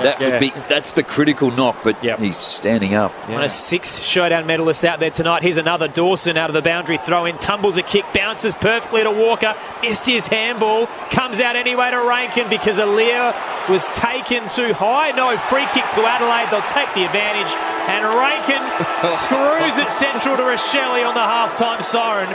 This kick could give the Crows the lead heading into the major break. I think it was a holding the ball decision against Radagalia, and then the umpire paid the advantage. But red time goals, they're the goals that drive coaches crazy. Josh Rochelle, public enemy number 1 in front of this fan base. Just momentum, just these small little percentages in games. They rise as one to jeer the young Crow. Rochelle comes in and gives Adelaide the lead heading into halftime. Straight kick from 40, and they come from everywhere to celebrate. The Crows up by 5 at halftime off the boot of Josh Rochelle, who has 2 for the night. They move to 7-8-50. Port Adelaide 7-3-45 for the Crows. Dual goals for Thilthorpe and Rochelle, singles to Keys, Neil Bullen and Fogarty. For the Power, 2 to Georgiades and Finlayson, and individual goals to Burton and Burn-Jones. And I've said it time and time again, Josh Franco and Rod Jamieson, send a memo to the AFL.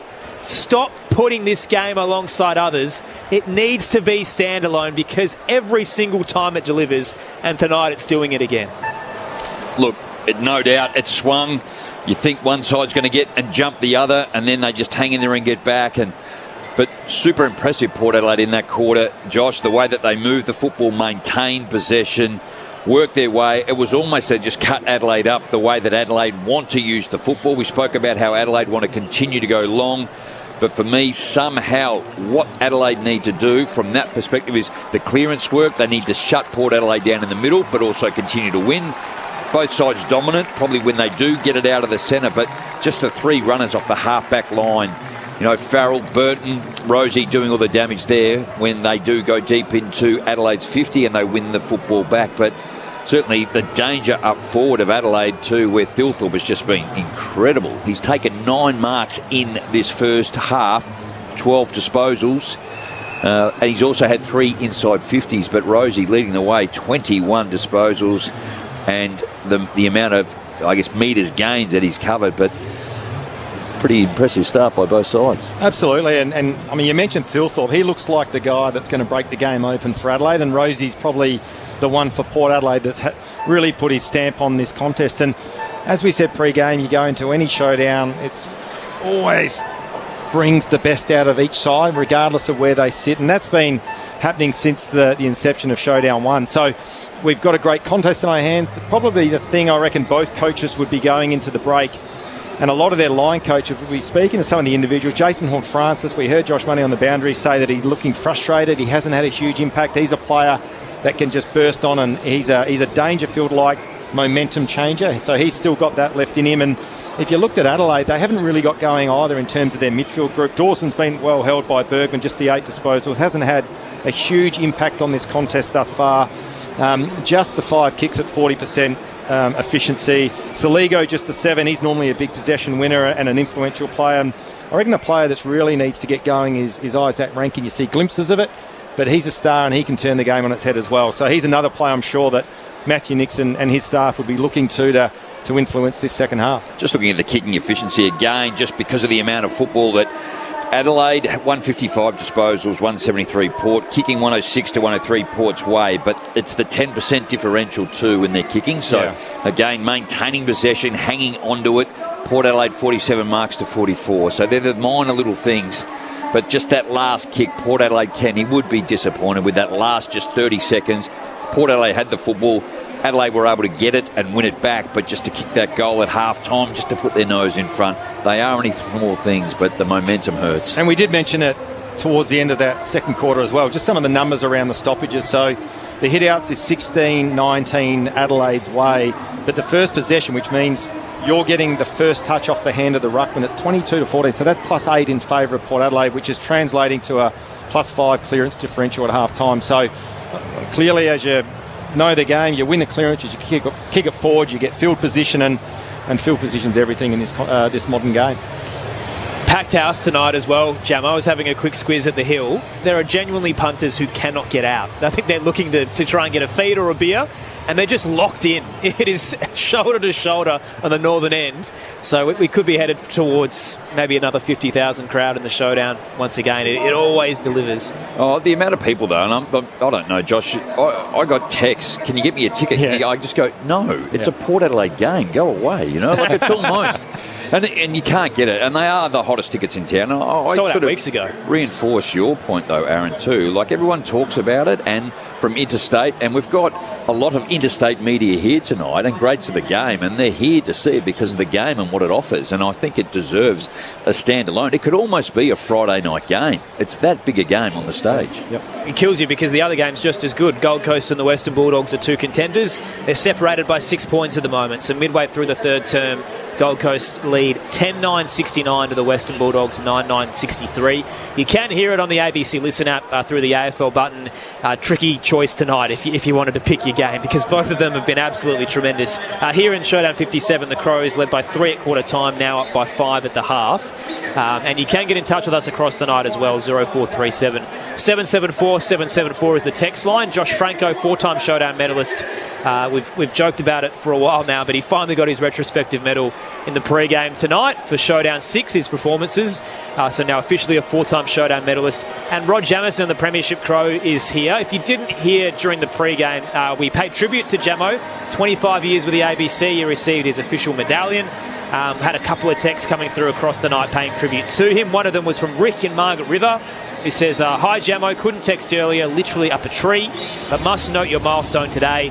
You've been a tremendous contributor to the ABC and are absolutely invaluable.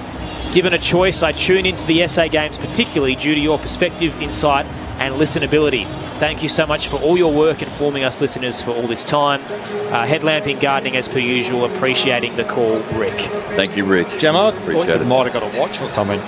Only got a medallion. It's a very nice medallion. I'm going to wear it around my neck like an NBA basketballer. That's what I'm going to do. It's pretty heavy. Like, I don't know if you'll be able to, Jamo. I saw the NFL draft, and it was at Green Bay only a couple of weeks ago, and there was like 55 or 60,000 at the draft. And some of the get-up of the new players that get drafted, you would not even wear it at a dress-up.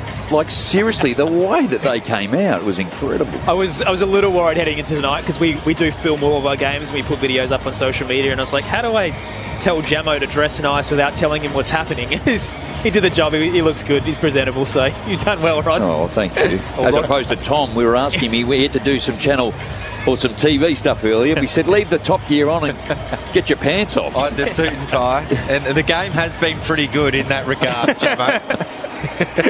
He's dressed up for the occasion, Tom Wilson. Well, I guess the context to that, if you are a newsreader, you're normally well dressed upstairs and not so well downstairs. And we got to witness all of it, Jamo, and the build-up is, despite the fact there are numerous bathrooms here, Tom decided to use the boxes. We're a close team. On the text line as well, Peter in Marston says, good evening, great call. Jamo, I met your youngest daughter at St. Paul's Church on Wednesday. Huge credit to your family, Go Sturt and Glenelg. So thank you, Paul. You're absolutely everywhere, the Jamisons. No, she's a rat bag. And Bill says, seems the Crows are lacking commitment in some of their contests. And Don listening in from the Philippines. I know we're on local radio in WA tonight, but the ABC Listen app takes you absolutely everywhere. And that clearly includes the Philippines. Don says, go Crows. They are leading by 5 at the major break. 7-8-50 to Port Adelaide, 7-3-45. We'll fill you in on what's been happening in a little bit more in detail in Darwin and what happened earlier today as well when Hawthorn knocked off Melbourne and Essendon defeated Sydney in a moment's time. But for now on ABC Radio, Sport Digital and the ABC Listen app, we can get the latest from the ABC Newsroom.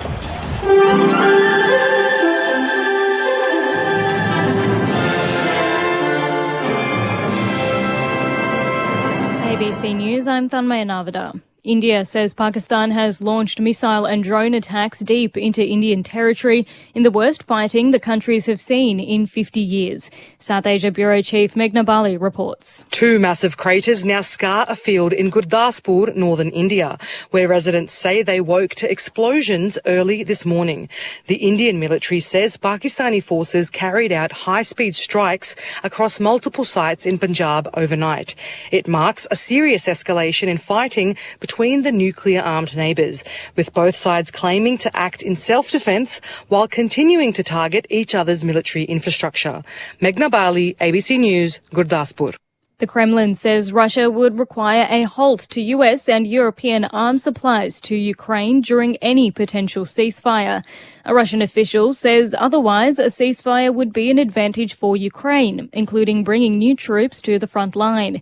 US President Donald Trump has urged Russia and Ukraine to, in his words, get this stupid war finished, as he pushes for a 30-day ceasefire that Ukraine says it's willing to agree to. Back home, activists, survivors and family members of victims in every state and territory across Australia are calling for governments to provide more support for victim survivors of violence against women.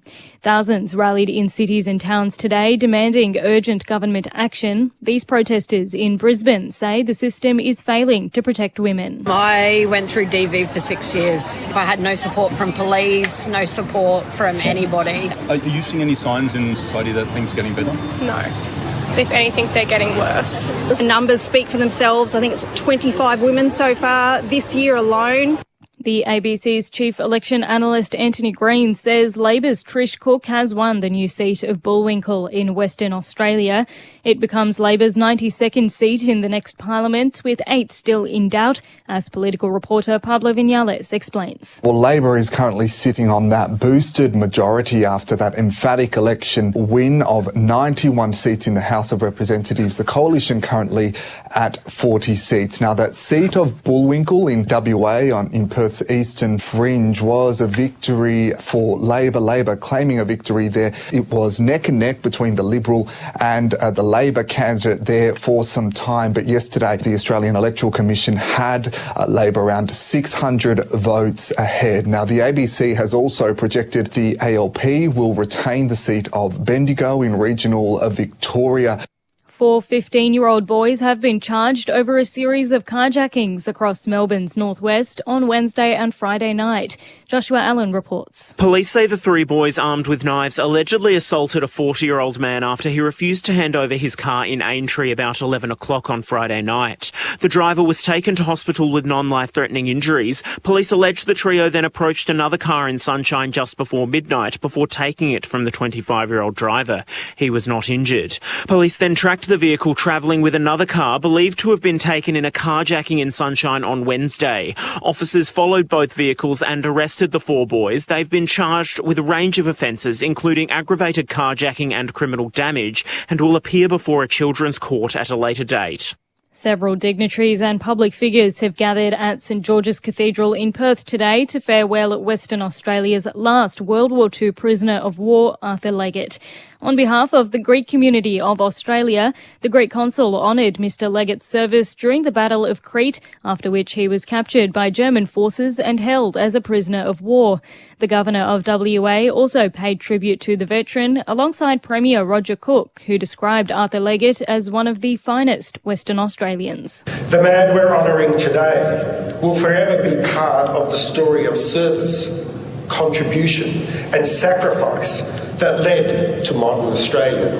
Arthur Leggett understood the virtues of freedom, better than anyone else because he fought for them. And in sport, the Thunderbirds have won a third straight Super Netball match, defeating the Firebirds 62-53 in Brisbane. Queensland jumped out of the gates with an early 5-goal lead, but the visitors rallied. The Thunderbirds were challenged late by the Firebirds, but managed to hold their nerve. The two-time reigning premiers now sit in second position. And you're up to date with the latest on ABC News. For more news at any time, you can download the ABC Listen app. Hello, Patrick Stack here. Do you like sport and good conversation? Then we've got a great podcast for you. One cracking story, in depth, every day, in under 15 minutes. It's called ABC Sport Daily, and you can find it on the ABC Listen app. It's all about love right now on ABC iView. The hit series Love Me, Love on the Spectrum, Summer Love, and more great titles. Seriously? I can't stop smiling. Find them where it's always free, always heartwarming. Cheers to us. ABC iView. This is the 2025 AFL Premiership season on ABC Sport. Spots Powell-Pepper up at left half forward, tangled with Worrell. Worrell hits the deck. Powell-Pepper kept his feet, gathers in the pocket. He's snapping. It's a beautiful bounce. More for his ass. It's happened again. Sam Powell-Pepper has the footy gods on his side. Looks for an option, honours the lead of Walker and cutting across. Neil Bullen picks it off for himself. Neil Bullen comes in, it's a low spear and it's straight through for a major. Adelaide's back in front with a fourth lead change in 4 minutes. Waiting there is Horne-Francis at fullback, and he smartly kicks towards the right half forward flank in Powell-Pepper, and he marks. He's come inside to Burton and he's played on. Unloads from 50! Ryan Burton's back! And so are the Power. We've got a game on our hands for Showdown 57. Rosie centre wing kicks inside the forward 50. Running at it is Georgiades trying to take the fly. Quick hands from Richards. This time to Finlayson. And he makes no mistake. Finlayson's got two and the Power are back in front. Josh Rochelli, public enemy number one in front of this fan base. There rises one to cheer the young crow. Rochelli comes in and gives Adelaide the lead heading into halftime. This is ABC Sports coverage of the AFL. On your radio, ABC Sport Digital, and on the ABC Listen app. It never fails to disappoint. Showdown 57, a single-digit margin at half-time, despite the fact that Port Adelaide came in fresh off a 90-point loss in Ballarat, and the Crows knocked off the Blues by 60 themselves. Adelaide leads by just 5 at half-time. 7-8-50 to Port Adelaide, 7-3-45. We had 6 lead changes in the second term. It has been a magnificent contest. Let's hope the second half delivers what we've seen so far. Great to have you with us on ABC Radio, Sport Digital and the ABC Listen app for Saturday night footy on ABC Sport. It is a very tough choice tonight. You have options on the ABC Listen app. Showdown 57, obviously tremendous. So is the game in Darwin. The Suns and the Dogs have been locked at a pretty close margin for a large majority of the night. Gold Coast has led for a lot of it. The Dogs did hit the front midway through the third term, but Gold Coast have wrestled that back. They lead by 15 points heading towards three-quarter time. 11-12-78 to the Western Bulldogs, 9-9-63. The stats are wild, so we understand it's usually odd conditions in Darwin, a little bit greasy. The Western Bulldogs have dominated in terms of superstar numbers. Tom Liberatore has 25 touches and 9 tackles heading to three-quarter time. How good's his year been? Marcus Bontempelli, 24 touches, 3 behinds though. Ed Richards has had 21 touches and a goal. The best Gold Coast Sun from a statistics standpoint is Bailey Humphrey with just the 15 touches, but they lead. Clearly a very good team performance for the Gold Coast Suns. They've had 2 goals to Ben King, Will Graham and Sam Flanders, and they're just getting the job done at the inside 50 count, 45-35, in favour of the despite Gold the fact Coast. that disposals are well against them. So having not seen the game, because we've been calling this one, it seems like Gold Coast are using the ball a little bit better than the Western Bulldogs are up in treacherous conditions in Darwin that the Suns should be used to. They play there quite a lot these days. I think they've won 6 out of the last 7 up there, I think I'm right in saying. Meanwhile, earlier today, Hawthorn defeated Melbourne by 35 points. It was only a 1-point game at three-quarter time. The D's played tremendously well to start the contest, just faded right at the end. A 6-goal-to-1 final term saw Hawthorn win. Gunston had 3 goals. James Warple had his best game of the season with 28 touches and 10 tackles. Max Gawn did everything he could to get the D's over the line, 19 touches and 32 hitouts. But ultimately the Hawks had 20 of the last 24 inside 50s, and that did the job for them. And Melbourne continued to sink down low in the ladder. The middle game today saw the Bombers upset the Swans. I guess you could say upset. Sydney are in good form, and Essendon were higher on the ladder considering their win-loss, but hadn't knocked off a big scalp. They won by 8 points. Were actually up by 30 at three-quarter time and nearly blew it. Sydney kicked 3 goals, 5-1 behind in the final term and missed 3 late chances to snatch the lead.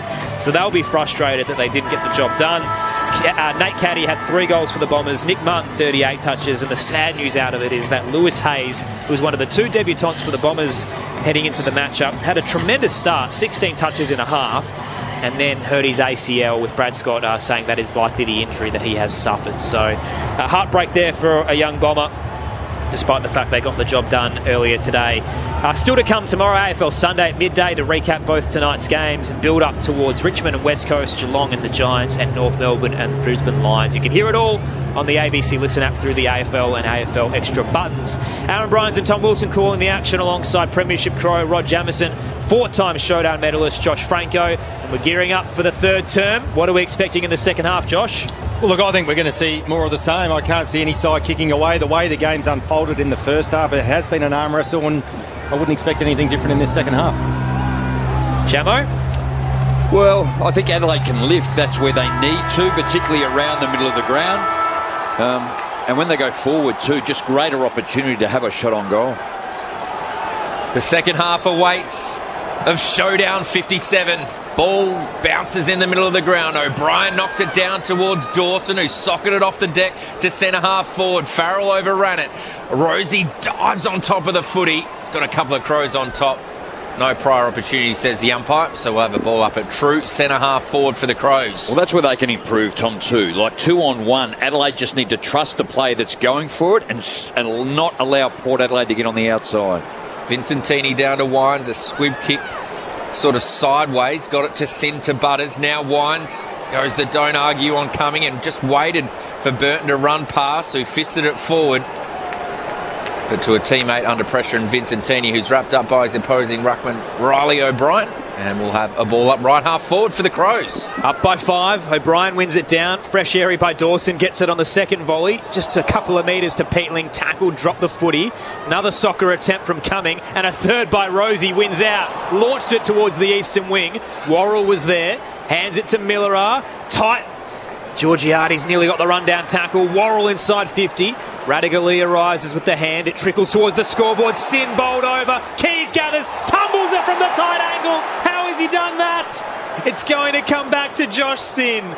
Oh, that was a special finish, but it's a free kick to the power. I tell you what, I reckon it was lucky, because I reckon it hit the goal umpire. Right. Because Aaliyah didn't really try and dive or do anything, and Phil Thorpe was able to shepherd it through. And the goal umpire was right up against the goalpost. I reckon it hit him in the chest, but anyway, didn't matter. Free against Fogarty. Sin kicks it out of defence. Mark was dropped by Bergman. Quick hands to Butters. Goes the 1-2 with Powell Pepper. He's got some support on the outside. That's where he goes. Short ball from Georgiades to Horn Francis. He marks left half forward, and filtering forward was Burn Jones. Marks in the pocket, trying to get 50. No. So he'll have a set shot 35 metres out. He plays on quickly. That's a shocking decision. Tried to go further into the pocket of Powell Pepper, and he kicked it out in the full. He had a chance to shoot at goal. Well, that was really lazy, I thought, there from Burn Jones. He almost kicked on off his back foot and then just missed the target. Millerar looks to the eastern wing. Long ball out of defence. Hits the deck. Players collapse. Rankin tries to tow it to Keys. Good smother. Desperation from Sin. Shoots out towards Butters. Buffeted off the footy. Powell Pepper the ball. Hands it to the superstar. Butters into the pocket. Finlayson wrestling for position with Keane. The Irishman wins out. His handball smothered by Powell Pepper. And it rolls to the front row in the left forward pocket. Was so glowing of Darcy Byrne-Jones in that first half with his composure, just with the footy in his hand, just making the right decision, allow players to go past, and Shaw with his kicking, but that was poor. Riley O'Brien Great smother. In the ruck contest, Crows have the numbers. They handball it out of defence. Sin running the other way, just knocks it back inside the forward 50. Under pressure was Millerer. Quick kick forward from the power. Is intercepted there by Worrell. Quick kick from Sin. And even just Rankin there just gave the ball back to Port Adelaide. Normally a player who has a lot of composure, just lacked it on that occasion. So Worrell's kick to Millerer made him work for it. He gets it off the half volley, goes by hands to Worrell, kicks up the line towards Walker, who's happy to see it go out over the boundary line. We'll have a throw in left half forward for Port Adelaide. They trail by 5 points. Still no score in this third term of Showdown 57. Ryan Burton on Darcy Fogarty. Radigalia on Walker. Tossed in. Thilthorpe taps it down, tumbles towards Horn Francis. He was wrestling with Butters for the footy. Butters wins out and hands it to Sin. Port Adelaide inside 50. Rising Georgiades couldn't take it. Knocked towards Nankervis. Hands it off for the Crows to Worrell. Around the body. Flares it to the broadcast wing. Placed it in the path of Neil Bullen. Horn Francis gets there first and knocks it over the boundary line. Adelaide by 5. An arm wrestle in the third term. 4 minutes played. Saturday night footy on ABC Sport. And at the moment, Adelaide just can't exit their D50 or really struggling to get any sort of ball movement out of their D50. And currently it's been locked in Port Adelaide's forward half. 4 inside 50s to 1. Zach Butters already has 6 touches in 4.5 minutes. Boundary throw in. There's Butters. He bumps into Taylor, handballs it to Wines in the process. Horn Francis handball towards Farrell, but they're going in the wrong direction. The power. Rochelle wraps up Farrell and we'll have a ball up forward of centre wing for the Crows, who, as we mentioned, have struggled to get it out of their D50. Perhaps can thrust one forward here. O'Brien gets the hit out, but falls in the lap of Wines. His quick kick forward gets out over the back. Finlayson tries to grab with the one hand. Richards with the two. Working hard there was Laird. There's a whistle. It's going the way of Port Adelaide, and it's like an off-the-ball one against Keane. Finlayson's got it. The free kick's going to be at the paint of the 50, and looks like Finlayson's going to back himself here. It's now congested, so he'd want to make sure he nails it or he can go short. Goes short to Bergman, perfectly placed. He marks 47 metres out directly in front. Well, he's just making Jordan Dawson work. Started on him, but here's Jordan Dawson running to the boundary too. Bergman ran down to the pocket on him and then just wheeled off and came up the middle of the ground. Bergman is a thumping kick of the footy. It's the one goal of the year, playing midfield up against Jordan Dawson. This would hurt the Crows. Bergman from outside 50. It's good connection. Has he got the accuracy? Just pulled it away to the left. Minus score. It's the first of the second half. Port Adelaide 7-4-46. They trail by 4 points. Adelaide is 7-8-50. 6 minutes gone, third term for ABC Sport. Well, all the numbers are suggesting Port Adelaide are dominating this third quarter. Field position most definitely 5-1 inside 50s. The contested ball, ground ball gets and clearances all Port Adelaide's way. Worrell plays on. Long searching kick towards the broadcast swing. Now Curvis wrapped up, got a handball out against Vicentini. Backtracking Peatling to O'Brien, under a bit of pressure from Rosie, gave it away. Vicentini, a handball off to Bergman, now out wide to Burton. Lockie Jones around the body. It's a wobbler through the air, a hit and hope.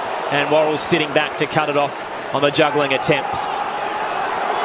He's directing traffic as well, the young man. Well, what he's trying to do is actually get and switch the play. Unfortunately, now he's forced down the line, which is where he doesn't want to go. Back to the broadcast wing, slipped through the midst of Thilthorpe with Aaliyah behind him. Rolls out the back door, chases on from Rosie, bit of pressure coming his way. Taylor did enough and knocks it towards the boundary line. It'll be tossed into play. Shout out on the being pinged for deliberate. I was going to say, because I reckon Rosie almost backhanded it out, didn't he too? Yeah, he slid into the ball and flung it back. Peatling will take the free kick. Adelaide inside 50. The former Giant eyes a big man in Fogarty. Knocked down front and square. Saligo dives into the footy. Shovels a handball out straight to Burton. He gave it to Radigalia. Nutmegged straight through to Saligo. Pal Pepper comes the other way. The bulldozer bowls over the big man. Shoots towards Millerer. Nankervis inside 50. Port have set up. And Radigalia takes the intercept mark. Power Pepper, the shortest man out there, has taken down the absolute tallest of timber. His eyes lit up, didn't they? So a bad kick from Radigalia puts Wines under pressure. Gathered on the half volley. Quickly gets it to Jones. Down the line. Vicentini across the front of the pack. Good grab. He's been okay tonight. He stepped up. Yeah. Got a free kick in the process, so Port were able to play on. Richards gets it by hand to Finlayson.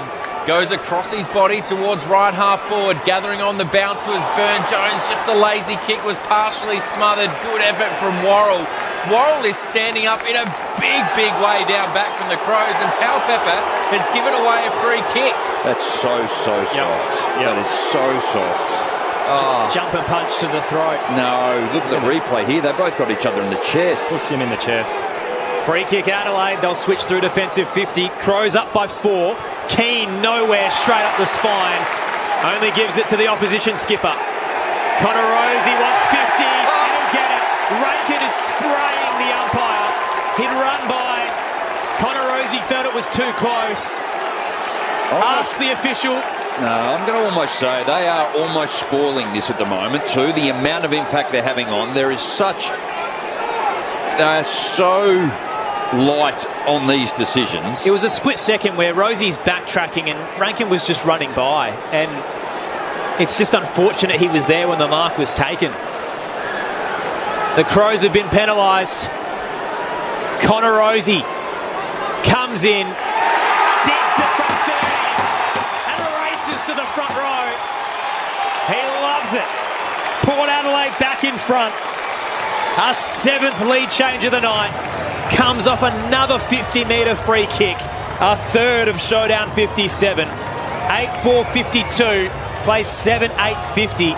9 played 3rd term. Saturday night footy on ABC Sport with Josh Franco and Rod Jamieson. Well, Gemma, just looking at some of the numbers here, and I know we mentioned this bloke at half-time, but Connor Rosie is creating all sorts of headaches for Matthew Nicks. Neil Bullen had the job on him from the get-go. It hasn't worked. He's still persisting with that matchup by the looks of it, but he's a player they must shut down because, again, we talk about game breakers. Rosie is threatening to break this game open. Gee, it's been a change for him, hasn't it, too? Just in the middle of the ground, and they made the switch maybe 3 or 4 weeks ago. Looks like Taylor's now got the job on Rosie. Something has to be done to stop and curb his influence. Back in the middle of the ground. Finlayson up against O'Brien. His hands and knees, O'Brien knocked it towards the wing. Gathered by Horne-Francis, though. Butters slipped in an inopportune time and it allowed a turnover. Miller handballed it off, holding the ball. Peatling caught there by Rosie. What a game he's having. Kicks inside the forward 50. Some body work deep in defence. Rove by Powell-Pepper. Goal by Powell-Pepper. That's his 2nd. And there's some feeling out in the middle of the ground. Port Adelaide kick the first 2 of the 3rd term. They extend their lead to 8 points. 9-4-58. Adelaide 7-8-50. 11 minutes gone 3rd term. Well, if you were trying to teach a player how to read a football off a pack, run to the right spot, that is an absolute blueprint there. Powell-Pepper just coming through. No one around him. Read it exceptionally well. But once again, just Port Adelaide winning the football and just getting it forward. Well, the other trend that's continuing in this 3rd quarter is the clearance dominance for Port Adelaide. At the moment, it's 6-1. The Crows cannot get their hands on the footy. They can't get any flow in their game. And again, just looking at some of the numbers, Port Adelaide have absolutely dominated across all key metrics in terms of momentum and pressure and intensity in this 3rd quarter. 9 inside 50s to 3 in this 3rd quarter. Port by 8. O'Brien down straight to the toes of Horne-Francis. Ricocheted off his boot. Back to the big man. O'Brien and Peatling turned into trouble. Big tackle from Butters. Ball up to come in the centre circle. Yeah, their tackling's been elite, Port Adelaide, hasn't it? Yeah, it has. Tossed up, O'Brien down again, straight to Butters. Handball to Horne-Francis, clean take on the bounce. Finlayson shepherds him as well. Kick was too hot for Georgiades. Out the back is Lord, wrapped up by Keane, gave it away. Horne-Francis holds things up. And we'll get a ball up inside 50 for the Power, who are up by 8 after trailing at quarter and half time. Well, I'd say the other player they've got to curb is Zach Butters. 22 disposals, and he's already had quite a few this quarter. 8. From the ball up, a quick kick out of defence is intercepted by Burgoyne. He wants to play on quickly. We've seen Burton do this well. Jason Horne-Francis is all alone in the left forward pocket and marks. Jordan Butts was interfered with at the top of the square. He's gone down. Georgiades feels like he wants to throw his weight around. Yeah, plenty happening with the blockages at full forward. The other thing I'm seeing as well, just some of the Adelaide players was O'Brien, I think it was Miller, and Saligo all arguing who was on Horn Francis. So at the moment, they look really disorganised. Horn Francis snaps around his body. Normally finishes that one off, but pulled it too far left. A let off. Port 9.5.59. Adelaide 7.8.50. Bit over 13 minutes gone in the third quarter. Crows under enormous pressure. They trail by 9 points. They've got to find a way to get the football over the back and just start to damage Port Adelaide's defence and push them back. At the moment, Port Adelaide are on their toes running forward.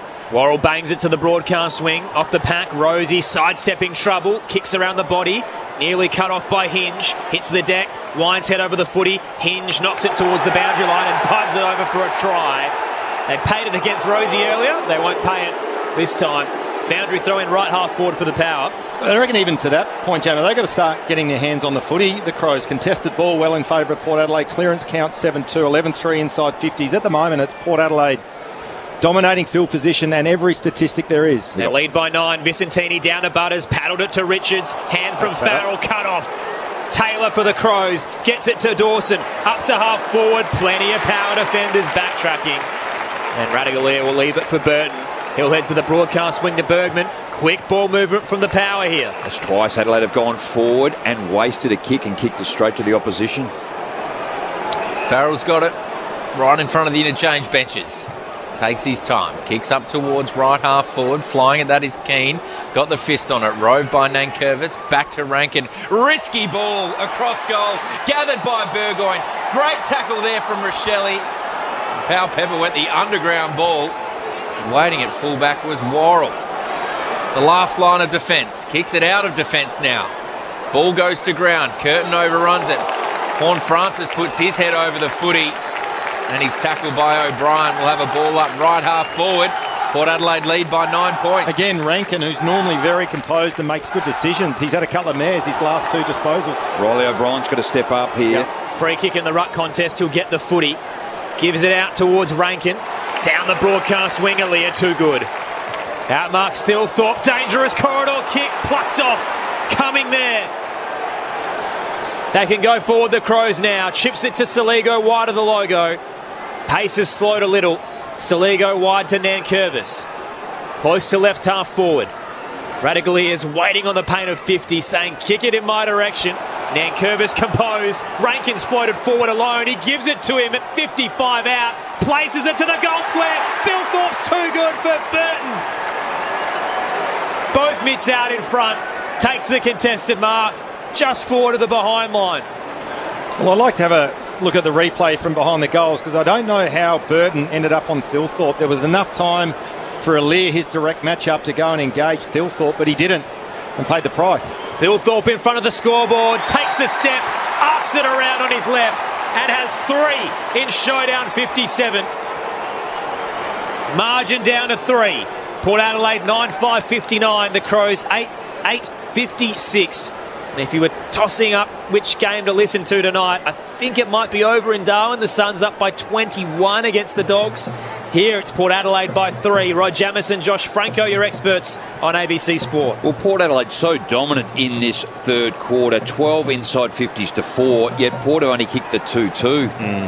Adelaide 4 times for the 1 goal. And again, the target we spoke about, or the targets up for Adelaide, is so damaging. For me, Adelaide just need to hold on to the football at the moment and being able to transition, and Port Adelaide really stopped that, so they have to go down the line. They've actually got to go through the middle, which they did on that occasion. They actually chipped away, and they created 2 free players, and Rankin was able to kick deep. Vicentini down to Horn Francis, who handballs to Butters. Finds Burgoyne on the wing.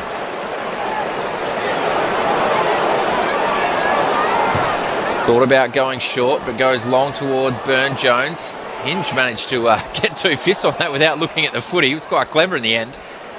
Mead dives on top of it and is tackled by Laird. So we'll have a ball up right half forward for the Power. Leading by 3 points. Vicentini down to Bergman. Quick kick forward. Up towards Georgiades. Clean bowls him. Ends up with Worrell in the pocket. Decides to keep it in. Quick kick. Ends up with Horn Francis. Has a flying shot on goal. Drew's coming over the top and manages to punch it out over the boundary line. Over the top of Cumming. We'll have a throw in next to the left behind post. Deep in the Powers 50. They lead it by 3 points. 18 minutes gone, third term. On the text line, Corey's enjoying the call in Widgie-Multha in Western Australia. Says this contest seems bigger than our Western Derby. Feels like it tonight. Tossed in, Thilthorpe with a double tap down. Burne-Jones is hunting, gathers tight in the pocket, kept it in as his body went over the line, curls it towards goal. It's hit, hasn't hit the right hand behind post. It's through for a minor score instead. So Port Adelaide's lead 4 points. That would have been special. Josh Money downstairs. Yeah, Aaron, with the Crows looking to re-find some midfield dominance, Sam Berry, the sub, is changed and looking to come into the game, waiting for confirmation on who for, though. From left half back goes Hinge, gets it to Walker. His quick kick forward is met by Lockie Jones. He was waiting there as the goalkeeper, but his kick was partially smothered.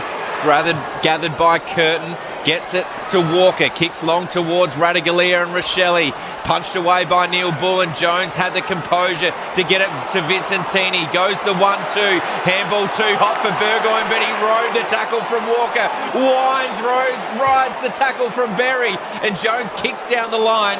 Dawson's there waiting right in front of his bench down there on the boundary, or the power bench I should say, defensive side of centre wing. 12th touch tonight. Dawson up towards left half forward. Charging late, Vicentini. Wow. Gets the better of Thilthorpe. That's no easy task. Hands it off to his skipper. Rosie spots Butters. Batman and Robin, and Butters collected for his troubles as he's bowled over by the sub Berry, who has been activated. 10 touches, 3 clearances in a quarter of footy last week. Was the catalyst for the Crows late. Looked tremendous. Kick is poor from Butters. Picked off by Adelaide. Beautiful delivery. Neil Bullen, silver service. Gave it off towards Peatling. Now Fogarty, inside 50. Keys is in some space. And it's placed in his lap. 30 from home, 45-degree angle to the right. Well, they do look dangerous when they go forward, Adelaide, and particularly when they get over the back. But in this third quarter, it was Rochelle, Keys, Michael Annie, Laird and Walker had not touched the football. Only up now. Here's Keys lining up for his second goal. And you talk about forward craft and the ability of big guys to kick. That forward entry from Fogarty was absolutely magnificent. Advantage side of Keys, it was, again, undefendable. The reigning Malcolm Blight medalist zips in, accelerates and slams it through. 2 for Ben Keys. Adelaide back in front with the 8th lead change of showdown 57. 9-8-62 to the Powers, 9-6-60. Saturday night footy on ABC Sport. Josh Money downstairs. Made a difference already, Sam Berry, hasn't he? It's Dan Curtin, who is the subbed off player after a quiet night with just the 3 disposals. Yeah, he hasn't had a big night, Dan Curtin. Didn't really and couldn't find a way to impose himself on the game. And when you're only getting 3 touches halfway through that third quarter, you're always looking over your shoulder, I would imagine, looking to be subbed off. But as you said, Berry makes an immediate impact for Adelaide. Well, Adelaide defeated Carlton last week, 60 points. He came on and played a quarter and a bit and was outstanding. So despite the Powers' dominance this quarter, the Crows are in front. Willed their way back into the contest. Back in the middle of the ground. O'Brien knocks it down. Peatling. Handballs off to that man. Berry, the super sub, kicks towards centre half forward. Aaliyah too good for Walker. Worked his way to the front. Takes the intercept mark. They've actually done well intercepting, haven't they, in the back half, particularly this quarter and part of the second. Port Adelaide. Switches wide to Burgoyne. Right half back. Chips over the top of the man on the mark. Finds Wines. Handballs quickly to Jones. He was looking for a handball and said, kicks a dirty ball inside the forward 50. Gathered by Lord, just handball to space. Favoured Rochelle. Underground ball to Neil Bullen. Sweeping handball out wide to Keys, who steps inside of the traffic, rides the tackle and caught one high. Relieves the pressure, centre half back for Adelaide. Too slippery for Lord. Keys to the eastern wing. Finds Taylor Walker. The crowd incensed. The Texan, though, doesn't mind. Puts it in the path of Neil Bullen on the march. Right half forward. Bergman beats him to it and escorts the footy over the boundary line. Adelaide by 2 in showdown 57 on ABC Sport. It's not too often you come to a game of footy. You get the occasional boo, but I think most Adelaide players have actually got a boo tonight, haven't they? There isn't too many that have missed out. All in good spirit. Tossed in, Vicentini down, head over the footy, Radaglia, hands it off towards Farrell, breaks away from Dawson, kicks around the body high towards the eastern side, off hands, Laird, got it out to Peatling, then O'Brien for the Crows, back to Laird, turned into trouble, Drew dumps him heavy, no whistle, play continues, Rankin tried to get it out, Neil Bullen towards Laird, over the top, Keys, high up and under into the 50, Taylor's thinking about a fly, fist comes in from Lockie Jones, and Horn Francis is caught in a sandwich, ball up, 45 out. Just think Adelaide are too stationary around the contest at the moment. Port Adelaide are hitting through. The last couple here, Port Adelaide have been able to get it out. Vincentini down, winds, Once gets again. a quick kick away, the clearance. Dribbling ball towards Lord, who did very well below the knees, but he missed the handball target. Nankervis intercepts to Laird. He goes inside the forward 50. One-on-one contest, Fogarty versus Farrell. You can bet who won. Fogarty marks 40 metres out on a tough angle to the right. And again, Tom, it was just a beautifully weighted kick to the advantage side of Fogarty. And when you're giving away probably 15 to 20 kilos to your direct opponent, if the ball's kicked advantage side and you've got prime and pole position, it's really difficult, almost impossible to defend. So he's got one tonight. Is a great kick. In front of the scoreboard, Fogarty sets sail for home. He knew it straight away. Fogarty's got two. The Crows have the last three. They extend their margin to 8 points. They're 10-8-68. Port Adelaide 9-6-60. Almost 25 minutes gone here for Saturday Night Footy on ABC Sport. Well, the game's not done and dusted, but you feel that Port Adelaide have actually just tried to do the knockout punch in this third quarter, and they haven't been able to do it, have they? And Adelaide still with a number of players that just haven't got enough of the football that can yet still make an impact. But they've been able to look dangerous and find the teammates up forward. Just the work around the contest is critical at the moment, and Adelaide, if they can get on top of that area, then Port Adelaide clearly aren't going to win as much, so it's not going to go into their defensive half. But Adelaide can start to then surge forward, which will push the runners off defensive. The offensive work from Port Adelaide on their back foot. We've had waves of momentum across the night. It's Adelaide's turn, but can they press away? Lead is 8 points. O'Brien entangled with Vicentini, neither got a clean tap, picked up by Drew, shoveled a handball to Butters, puts on the Jets, inside 50 for the power, Finlayson had two to beat, sticks a fist in, bouncing to Georgiades, Miller arises, crunched for his efforts, ball up to come, 20 out. The power inside 50 and looking for a response. Quickly tossed into the air. Vicentini down, Butters on the charge, Peatling slides in to tackle him, crowd thought it was too high, play continues, tunnelled out of there by Laird, couple of paddles from Saligo, he's looking for the line and gets it. Boundary throw in to come, 35 out. Shaz from Kingston on the text line says go power. I love crayfish. Isn't it? That's where they come from. You nailed it, Jamo. Love seafood. Loves beer. You can say whatever you want on your 25-year anniversary, mate. Ball comes in. I don't rode like by it, Tom. Butters. I don't like it. I love it. Sure, we'll have a few to celebrate tonight. Game's really on here. What a game of footy is. Crows leader by 8 points. Port Adelaide have dominated this third quarter. They started so well. So much of the footy, but the Crows weathered the storm. The power kick, the first two goals, the Crows the next three, and that's how they have an 8 point margin. Boundary throw in, right half forward for Port Adelaide. Vincentini up against O'Brien. O'Brien knocks it down. Drew dropped the footy. Rosie was swung around in a tackle.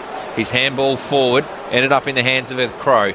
Kicked long down the line to centre wing. Radaglia had it first to Burne-Jones to Burgoyne. Drew has it now. Snaps it around his body. The numbers favour the Crows. Finlayson just trying to create a contest. He does. Brings it to ground. Under pressure now Adelaide. Horn Francis went the soccer. Then the gather. Kicks a shot on goal. That is unbelievable from Horn Francis. He can have a quiet night, but he's just had a major impact running towards the boundary. Drop punt, right forward pocket. And Port Adelaide get one back. They bring the margin back to 2 points. They're 10-6-66. Adelaide 10-8-68, late third quarter. Well, I tell you what, I know Horne-Francis kicked an absolute miraculous goal, but Finlayson take a bow. He was absolutely magnificent, heavily outnumbered, had to bring the ball to ground and did, and then was able to create just enough of a contest to allow reinforcements to arrive in Horne-Francis, who just stole the ball. And I'll tell you what, you talk about showdown moments, that's definitely one right there. Horne-Francis, outstanding. 90-point loss, 91 last week, and then they come out and perform like this. How do you read it? You just got to bottle it, don't you, somehow? You do. He's special, Jason Horne-Francis. That was incredible to view. Crows by 2.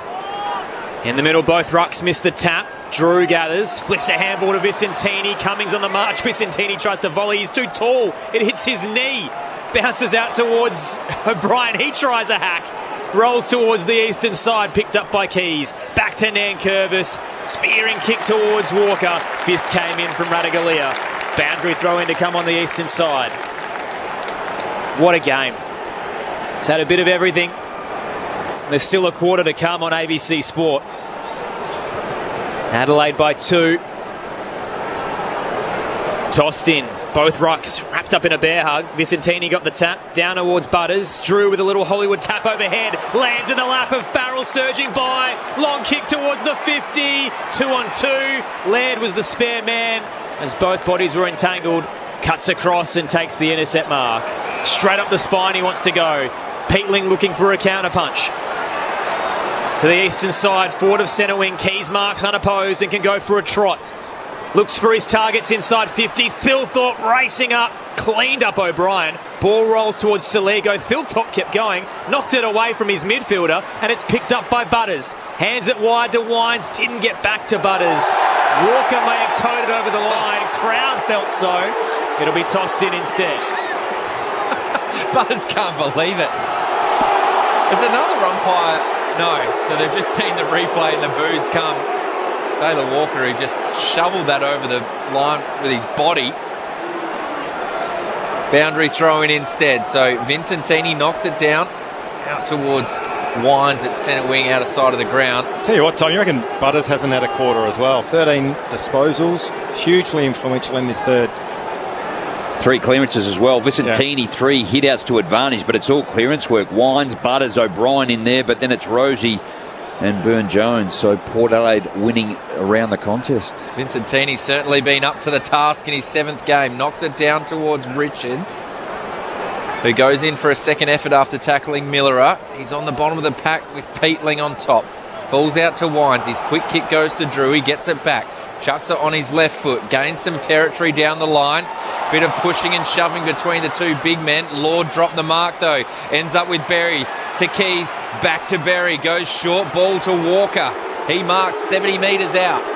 Asked to play on. Kicks right across the ground to his broken heel buddy in Cumming, who marks 55 metres out. He's asking the bench how long there's left. How good's that, hey, too? Well, he'd want to be. There's 16 seconds remaining, so I think he's going to sit tight, hold on to it and go back and have a shot.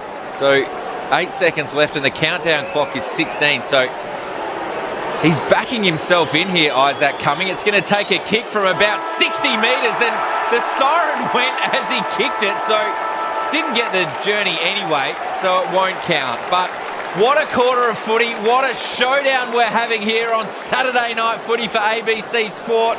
The quarter to and fro. Port Adelaide dominated the start. They kicked the first 2. The Crows the next 3. And then an unbelievable goal from Jason Horne-Francis finished it. The end result, Adelaide 10-8-68. Port Adelaide 10-6-66. A 2-point margin in Showdown 57. It's glorious footy. Stay with us on ABC Sport because we've got a special finish coming. Goal scorers heading into the final term. 3 to Thilthorpe, 2 to Keys, Rochelle and Fogarty, 1 to Neil Bullen for the Crows. For Port Adelaide, 2 to Palpepper, Finlayson and Georgiades. Individuals to Rosie, Burton, Horne-Francis and Byrne-Jones. Up in Darwin, Gold Coast lead the Western Bulldogs by 15 points, closing in on the final siren there, 14-15-99 to 12-12-84. If you want to hear the end, jump on the ABC Listen app and hit the AFL button.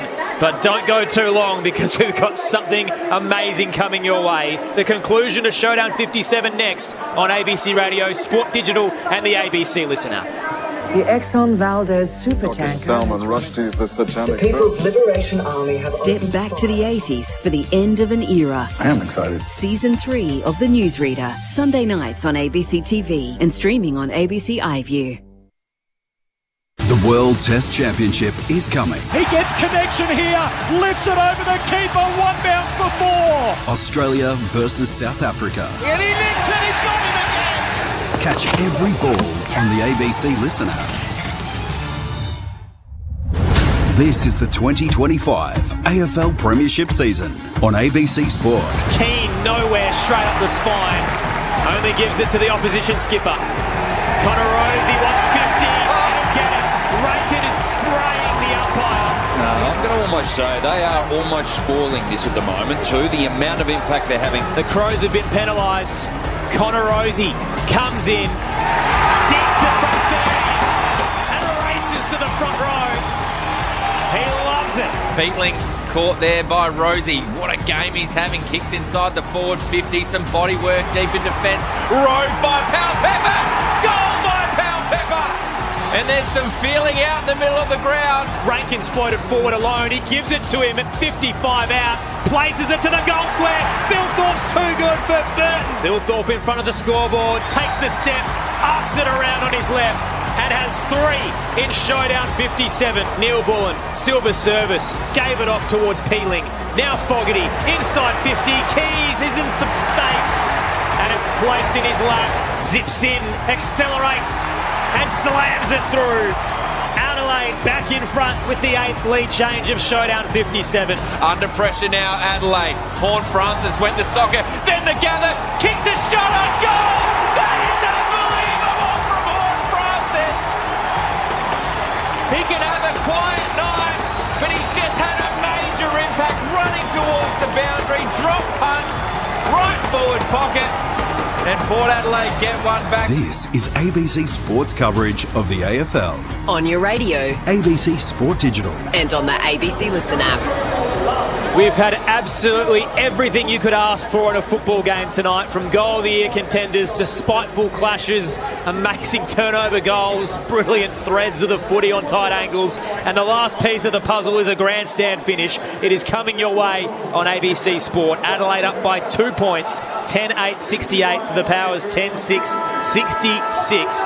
Up in Darwin, the Gold Coast Suns lead the Dogs by just 9 points now. A very late surge from the Western Bulldogs, who I believe have kicked the last 3 of the game.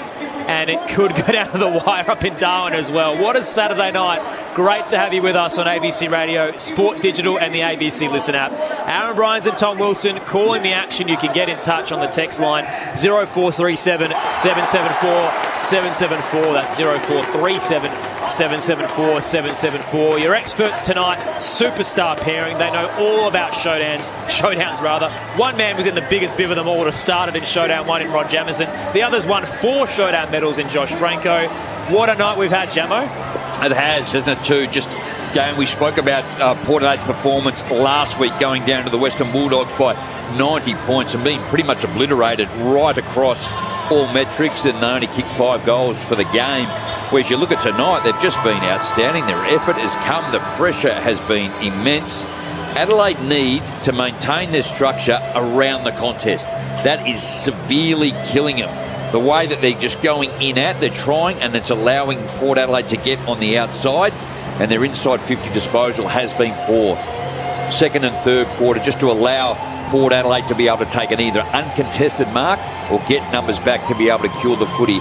In that third quarter, Adelaide did kick 3 goals straight and Port Adelaide 3-3, but you felt that Port Adelaide should have really probably stretched the margin, and yet we still find that Adelaide are up by 2 points heading into the last quarter. Yeah, absolutely, Jamo. And you wouldn't expect anything else from a showdown. You always go into a game, to a showdown, it's a big occasion. It's always going to be a 50-50 contest, as we've seen tonight, game in the balance. But probably the key stat for me is the clearance dominance of Port Adelaide at the moment. They were +8 that quarter, which translates into a +7 inside 50s. And I totally agree with you. I think if they can get their work around the stoppage and the scramble in order, then they should start to get a bit more field position and look a little bit more dangerous. But in the end, it's game on.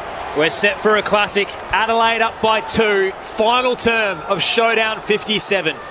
Bounce is perfect. Vicentini rises. O'Brien stayed down and won the hit out to Dawson, who tried to leapfrog over Butters. Couldn't get a kick away. Picked up by Berry. Tumbles it towards Taylor. Now O'Brien rolls a worm burner to the 50. Lockie Jones out to meet it, and he's wrapped up by Taylor Walker. Ball up to come. Josh Money downstairs. Yeah, Aaron, Jed McEntee's first game of the year is done. He's been subbed out. In comes Christian Moraes. Ball up at centre-half back for Port Adelaide. They win the clearance. Coming from centre-half forward was Powell Pepper. Probably more from the centre circle. He gathers and we'll have a ball up. Probably 75 away from Adelaide's goal. Vicentini knocks it down. Quick kick away from Berry was sharked. So too was Cumming. So Mead kicks it off the deck. Coming off the wing, working hard was that sub Moraes. Gets the handball to Powell Pepper. Tried to go the 1-2. He's back on his hands and knees, Moraes. Shoved off the footy was Powell Pepper. A couple of Crows dive on top. Hinge and Keane. And Moraes is at the bottom. We'll have a ball up near the centre circle. 2 minutes to go in Darwin. Suns up by 3. The Dogs have just kicked it out on the broadcast wing. Here at Adelaide Oval, tapped down in the direction of Berry. Volleyed it towards Walker. May have been taken without it. Screened for a free kick. Won't receive one. Port Adelaide run away with the footy. Mead, after his father received his retrospective medal from Showdown 1, chips it down the line. Butters with a big body on Berry. Couldn't take the footy. Laird to Cumming, misses the runner. And it's over the boundary line. Butters is proppy as well. He's on his haunches. Boundary throw in to come. It's a big contest too, Josh Worrell. Butters took him on. And he's coming to the boundary nice and slow. So that'll hurt Port Adelaide with the speed and the impact he's in this game. That was a big contest. Right in front of us. Butters as tough as anyone. Boundary throw in. O'Brien gets it down to Saligo. He kicks off the side of the boot, but Fogarty almost got there. Wines put his head over the ball and he caught one high there from Taylor. The boundary umpire was saying that was off Taylor's boot and then it was out of bounds on the full. Is it slippery conditions, Josh, downstairs? Actually, all the players are just trying to kick it off the ground and they've actually fumbled quite a lot in this last quarter. Yeah, it is a bit, actually, Jammer. Normally, in these night games, you get a bit of juice, so it is a bit slippery, and the bootman's been working over drivers' text launches. I'm glad he didn't kick a goal there. I don't think Aaron will let me live that one down. Josh Money's commentary debut live on air. Wines went down the line, turned it over. Saligo went the other way. Walker was out the back and has missed from 50. Minor score, Adelaide up by 3. 2 minutes in. Margaret River Ultra Marathon. Harley's got 800 metres to complete. 77.8 kilometres today. It's taken him like 15 hours. It's a massive run. Minute to go as well in Darwin. Suns up by 3 and have the footy going inside 50. Port exit up towards the broadcast wing. Pat converges and off hands it rolls over the boundary line. Tell you what, Gemma, I've been impressed with Vicentini tonight. Again on that occasion in the aerial contest. Just had the smarts to clench the fist and spoil it out of bounds and now reset for a boundary throw. And he's been relatively influential in this contest. Yeah, really quiet in the first quarter, but has come into play significantly in the second and onwards. The boundary throw in, that one was knocked down. And it was the 244s, Mead and Cumming, who wrap each other up. So we'll have another ball up. Vicentini down towards Saligo, up against Bergman. Rosie's there. Look how quick he is. Can he keep it in bounds? He doesn't. Got the handball away to Drew. Boundary throw in. Suns have won in Darwin. Ben King has a set shot, but they're up by 4 and the siren has just blown. So Gold Coast have defeated the Western Bulldogs. All eyes on Showdown 57 now with the Crows up by 3. I don't want to say like an under-14 game, but it's a really good effort by the Bulldogs. O'Brien slips over.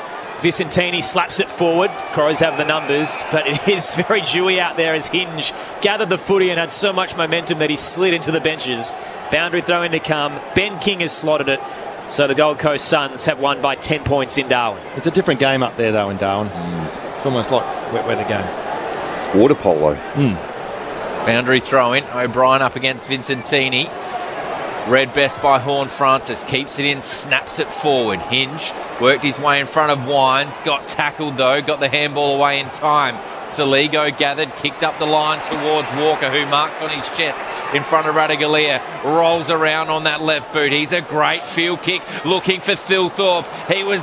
hit in the contest by Jones. That would have hurt. Roved at the back by Burton. Goes by hand to Farrell. A crucial one-on-one contest on the outer side of the ground. Jordan Butts did well against Georgiades. Gets the handball away. Laird kicks out of the middle of the ground. Long towards Thilthorpe, who flies. Roved by Rankin. He's had a quiet night. Goes to Thilthorpe. To Fogarty, who snaps around the body. Kicks the first of the last, and he's third of the night. Big statement to start the term from the Crows. They go to 11-9, 75. Port Adelaide 10-6, 66. 5 minutes gone, final term. Well, I tell you who was outstanding in that bit of play was Isaac Rankin. We mentioned in that third quarter he had a couple of mares in terms of lack of composure and just some really poor skill execution, but his quick hands in tight there, you almost didn't see it. If you blinked, you would have missed it. They were outstanding to set up that chain of handball, which ended up with Darcy Fogarty kicking his third. Particularly in this last, when we've actually seen a lot of players actually fumble around the contest and just get it forward as quickly as they can. Hit the contest, not dissimilar to Sam Powell-Pepper in the third when he kicked his goal, but then the quick hands back from Thilthorpe the other way, which put all Port Adelaide people offside, and was able to settle down and snap on his right. Crows by 9. Terrible bounce in the middle. Goes outside the centre circle, but play continues. O'Brien down, only found Richards. Hacked it forward, straight to Burn-Jones. Spots Wines on the run. Dinks it just the required 15 to true centre half forward. Adelaide floods back. Ollie Wines wanted to hand it off to the run of Burton. Stepped off his line, called to play on, rushed the kick, and it works. Georgiades has put it down late. I thought he had enough of that. Umpire won't pay it. Rosie has to gather. Back towards the 50. Burgoyne outnumbered. Knocked down towards Neil Bullen. Rushed his exit. Back to Connor Rosie. Marks at right half forward. Rosie inside 50. Rising O'Brien with a double fist. Murray's overruns the footy. Burn-Jones tries to keep it in. It's barrelled over by Hinge. Boundary throw in, 45 out. Aaron, I think it was the Wines kick to Georgiades, wasn't 15. I think the umpire called play on before he even contested the mark. Boundary thrown in front of the scoreboard. It's packed house here at Adelaide Oval. Finlayson knocks it down towards Bergman. His kick only ends up with Peatling. It was smothered though, so Wines gets the handball to Darcy Burn-Jones, who kicks to a dangerous spot, but Jordan Butts was the only one there. Looked like he disposed of Georgiades in the process. No free kick. That's a short pass to Miller, barely 15. But he gets on quickly to Max Michaelani. Called him much tonight. Haven't needed to. Goes short to Fogarty. This is what's been missing from Adelaide. Maintaining possession, kicking, moving the footy forward. A long ball. All alone is O'Brien. Handballs to Rankin, who runs inside the forward 50. Drop punt. Goal! That was clinical stuff from the Crows. And what a man. If there's any man you want there to finish, it's Isaac Rankin. And they get the first two of the last. The Crows are starting to fly. They're 12-9, 81. Port 10-6, 66. 8 minutes gone, final term. Well, defensive 50 to forward 50 and then scoring. Adelaide is so good. We said that prior to the game, and that was probably one of their best from one end to the other. Composure, maintaining possession, and then probably just that last one, Josh, actually lack of contest from Port Adelaide. Yeah. Ollie O'Brien was able to take an easy mark and hand it off. And again, it was that man, Isaac Rankin, as we said, hasn't had a huge night, but his last two disposals have resulted in goals to the Crows. And once again, you give him time and space, running full face of goal, he doesn't miss that bloke. The Power is 0-8 in final terms this season, a percentage of 47. And it may be rearing its ugly head again. Adelaide with the first two of the final term, up 15. O'Brien down straight to Dawson. Marches out of the centre square. Booming kick to the goal square. Fogarty's there, put it down. Tied off the deck by Rankin. How is he this good? Isaac Rankin pounces. Gestures to the Port fans. And absolutely relishes the moment. He is built for this stage. Adelaide's up by 21 in the blink of an eye. 11-9-87 to 10-6-66. An amazing final term start for the Crows. Saturday night footy on ABC Sport. Well, I tell you what, Joe, you talk about the stars of the comp, and an Isaac Rankin, I tell you what, you have to concentrate for 120 minutes against this bloke, because you can keep him down, you can nullify his influence for 3 quarters. But as I said, in the space of 2 or 3 minutes, he's had 3 touches, resulted in 3 goals, and has blown this game open. He just so mercurial, Isaac Rankin. His 2nd goal in this last quarter. Welcome to listeners who've joined us from Darwin. Adelaide up by 21 points. It's been an enthralling showdown, back and forth with 9 lead changes, but the Crows have had the hot start in the final term. Port send it inside 50 through Ollie Wines. Off hands, Wayne Miller is at the back. Gives it off to Keane. They're under pressure. Tries to switch through defensive 50 and hits Isaac Cumming. Aaron Bryants, Tom Wilson, Rod Jamison, Josh Franco with you for the call. Adelaide were up by 3 at quarter time, 5 at the half, just 2 at 3-quarter time, but have kicked the first 3 goals of the final term. Adelaide out of the blocks in the first, and Port Adelaide came back in the second, and then we're all over Adelaide in the third. But Adelaide have maintained and kicked ahead in this last quarter. Oh, Finlayson. That's the fair call. He did nothing to disguise. He wanted to take the ball over the boundary line. That's dumb. Finlayson. So Finlayson gathered. He was probably a couple of metres away from the boundary line. He had the momentum, but really could have run along like a tightrope, but just went straight out. So the free kick went to Rankin. He went back to Worrell. He's got it back again, does Rankin. His kick inside the forward 50. Well, it gets through Jones. Clean bowls him. Handball goes back to Keys on his right foot. Kicks to the goal square. Couldn't quite take the mark. That would have hurt. That was Saligo, and it bounces through for a minus score. Crows right on top here, and Rankin, after a quiet first 3 quarters, has kicked the last 2 goals. Had the last inside 50. So Crows 13-10, 88, Port 10-6, 66. I reckon Port Adelaide at the moment need a circuit breaker to somehow change momentum. The bloke with the ball in his hand at the moment, Rosie, I'd almost be considering injecting him into the midfield. Drives it to the eastern wing off the kick out. Lord was front position. Fist came in. Shoots to Miller, who gives it to Dawson. Adelaide back inside 50. High kick. Thilthorpe edged underneath it. Picked up at the back. Saligo lost his footing. Lockie Jones for the power. Barrels through and hands it to Wines. Back to Singh. Jams it out of defensive 50. Drew put it down. Moraes gathers. Got it to Richards. Spins out of trouble. Kick a hit and hope. Up towards territory on the eastern side, and Keane is backtracking for the Crows. Gives it off to Laird. Their all-time possession winner. Up to half forward. Rosie presents in front of Taylor and knocks it over the boundary line with the fist. No injuries so far in this contest either, but both subs have been activated. McEntee off with Moraes in. Curtin off as well, Berry in, and 53,117 in attendance tonight. Port home game, so they're very nervous right now, down 22. Can hear every one of them all night. It's been a great contest. The handball back towards Butters made him work for it, but he gathers it right half back, takes a bounce in front of Peatling. Handballs to Wines, who is clean to Rosie. Love to watch the power run. Sweeping handball to Burgoyne. He takes a bounce. Goes long inside the forward 50. They need a mark. Georgiades brings it to ground. Moraes handballs over the top towards Richards. Handballs back to Georgiades. Short pass to Lord. How far was that enough? He marks 40 metres out and a slight angle away to the right. The theatre, hey? Was lucky to go 3 metres. Well, it was all set up from the ability of Zach Butters just to drive his legs and create that overlap run. And I think they got lucky there, Port Adelaide. The way they've been umpiring that short kick throughout the course of the first 9 rounds, the eight rounds, a bit lucky on that occasion. Ollie Lord. We know he's been big in finals. This is a big moment in his young career, and he's pulled it away to the left. He hasn't even made the distance. And there were 2 Crows there against Georgiades. Mark Keane marked right in front of the left behind post. The man from County Cork looks for an exit. Up to the defensive edge of the square. Vicentini knocks it away from O'Brien. Picked up by Rankin, quickly tackled by Rosie. And Aaron, I can't help but think, if you're Geelong now, you're injecting Patrick Dangerfield into the midfield.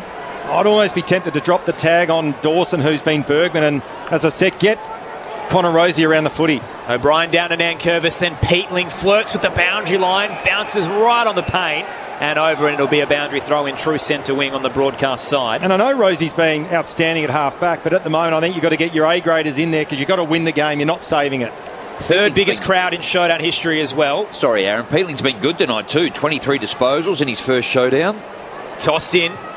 O'Brien down. It's bouncing in the path of Horn Francis. Awkward very late as it caught a bit of leg spin away from him. Berry picks it up. Caught. Bergman got him holding the ball. Free kick, Port Adelaide, true centre wing. Stiff, really, wasn't he, too? He managed to keep it in and take the game on, but then penalised. Bergman kicks in towards the forward line. Left half forward for Port Adelaide. A big pack of players. There's a couple that are hurt in that contest. In the meantime, the ball's in dispute.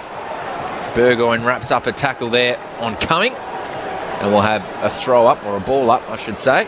Max Michaelani, slow to get up, but back into it. Tough as they come. Left half forward for Port Adelaide. Vincentini almost got that straight down to Butters.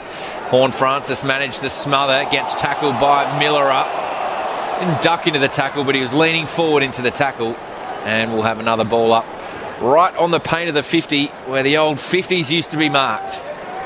Vicentini down, looking for his Brownlow medal winning teammate. Wines, extracts it, gets it to Richards. Around the body off a step, hit towards the top of the goal square. Fist came in from Keane. Free kick anyway, going the way of Jordan Butts.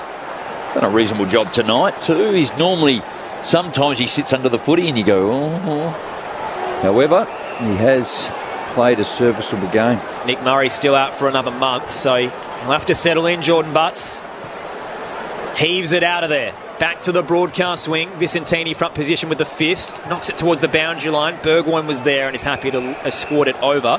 Adelaide by 22 points. It was an instant classic up to three-quarter time, but the Crows have surged away here. Port Adelaide are desperate for a response with 10 to go. Still no goals in this quarter for the Power, but both teams have had 7 inside 50s apiece. Look dangerous, haven't they? 3-2 to Adelaide. Boundary throw-in went out over the back. Rochelle gathered. He ran through 4 Power players. Eventually got a handball it out, but it went straight to Horn Francis. His kick inside the forward 50 was knocked away. Bergman tries to ride the tackle and he gave a bullet handball to Butters. Almost went straight through him. He handballed it that hard. Goes out over the boundary. We'll have a throw-in. Left half forward for the Power. Well, outside the first quarter, Port Adelaide have done well in the contested, uncontested. Adelaide on top in both of those areas at the moment and tackling 10 apiece in this last quarter. Tossed in left half forward for the Power. Beat both rucks on the bounce. Bergman gathers. It's a Bergman bomb from 55 through for a minor score on the left-hand side. Gee, that carried towards the hill. Speaking of which, I've heard from numerous sources that you cannot move up there. Shoulder to shoulder. 53,117 in attendance. Crows lead down to 21. Worrell brings it in and he's got too much on that. It's ill-directed. Yeah. Would have been marked by Burgoyne anyway. It's a bit sloppy, wasn't it? So he marked it, or it was out of bounds on the full and goes short to Moraes, the sub. He's sneaking around. He's going to set sail. No, he's going to kick to the top of the goal square. Flying at that one was Lord. Brings it to the front of the contest. Roved by Drew. Just had too much on that left foot snap. And I think it's hit the right behind post. It has. Out of bounds on the full. And the Crows through Keys will bring it back. They lead by 21 points thanks to 3 goals to start this last quarter. 9.5 minutes remaining. Off the free kick, Ben Keys spots Fogarty, nearly took it against Radaglia. Front and square was Pete Ling coming back for a hold. Free kick to Adelaide and Darcy Fogarty. Well, I know a lot of sides practice game state stuff. So when they need to score and they need to save the game, it's almost at the point for Port Adelaide. They've just got to start rolling the dice, albeit there is 9 minutes left, but they've got to start taking some risks and accessing the corridor to try to generate some scores. Showdown ledger at 28 apiece. Winner tonight takes the chocolates. Fogarty plays on, sidesteps Radaglia, kicks a long bomb straight to Port Adelaide's defence. Bergman alongside 2 as they were queuing up. Will he take the middle on? Thought about it and then sends it back where it came from. Up to right half forward, Georgiades on the march. Takes it out in front. Too far out to score, so he lowers the eyes and drills it to Horn Francis. Takes it on the chest, 45 out, slight angle to the right. Even he's got the distance in him. He has, hasn't he? As you said, he's probably going to kick from about 52, 53 metres. The flags on top of the scoreboard are absolutely limp. There's no breeze to think of. You'd imagine he's got the distance, just the accuracy is the only question mark over this kick. Tries to sometimes over-kick it. It's a big moment for a big player. Jason Horne-Francis gives it everything from 55 all the way through for a minor score on the right-hand side. Just flirted with that goalpost. Adelaide's lead down to 20. Port with consecutive misses, and the Crows hanging on. Yeah, they'll be ruining the miss of Lord, and again on that occasion, Horne-Francis, Port Adelaide need to close this margin to give themselves a chance. Just need a spark, don't they, Yeah, Josh? they do. Yeah. Even Bergman's shot was so close from 55. So wrapping around the body, quick kick there from Hinge, and coming across the front of the pack was Burgoyne. His fist gets it out over the boundary line. And Port Adelaide still have clearance dominance, Jamo. It's 11-5 this quarter, so they are dominating field position. They're +4 inside 50s. They've just got to capitalise on those opportunities when they get them, Port Adelaide. Boundary throw-in. O'Brien knocks it down. The Brownlow medalist in Wines. He gets the clearance going long towards Georgiades. Worrell gets the hands there. Richards sharks it. Handballs towards Mead, but he's met with a tackle. Gets the handball back to Richards. Quick kick on his left. I'm not sure that was touched. Worrell, he went to claim it to the umpire, but then he backed away. This quick kick on the left from Richards has gone through. The soft call is touched, but I don't reckon Worrell was confident at all. It's a good call, Tom, too, wasn't it, as well? Wayne Miller is in the square with him. It's hard to see. Surprise, surprise on the monitor. Hands of the Adelaide defender. Decision on the scoreboard. I don't think that's very clear at all. And I know I called it like he wasn't that confident, but that was one angle. They may have a different one upstairs. Who knows? They'd have to. They'd have to. Because they were pretty quick, weren't they? They were. Minor score. 10-9-69, the power. Adelaide 13-10-88. 21 and a half minutes gone final term. Miller plays on from the defensive goal square, seeks the broadcast wing. O'Brien's his target. Vicentini went too early. O'Brien juggles, can't claim it.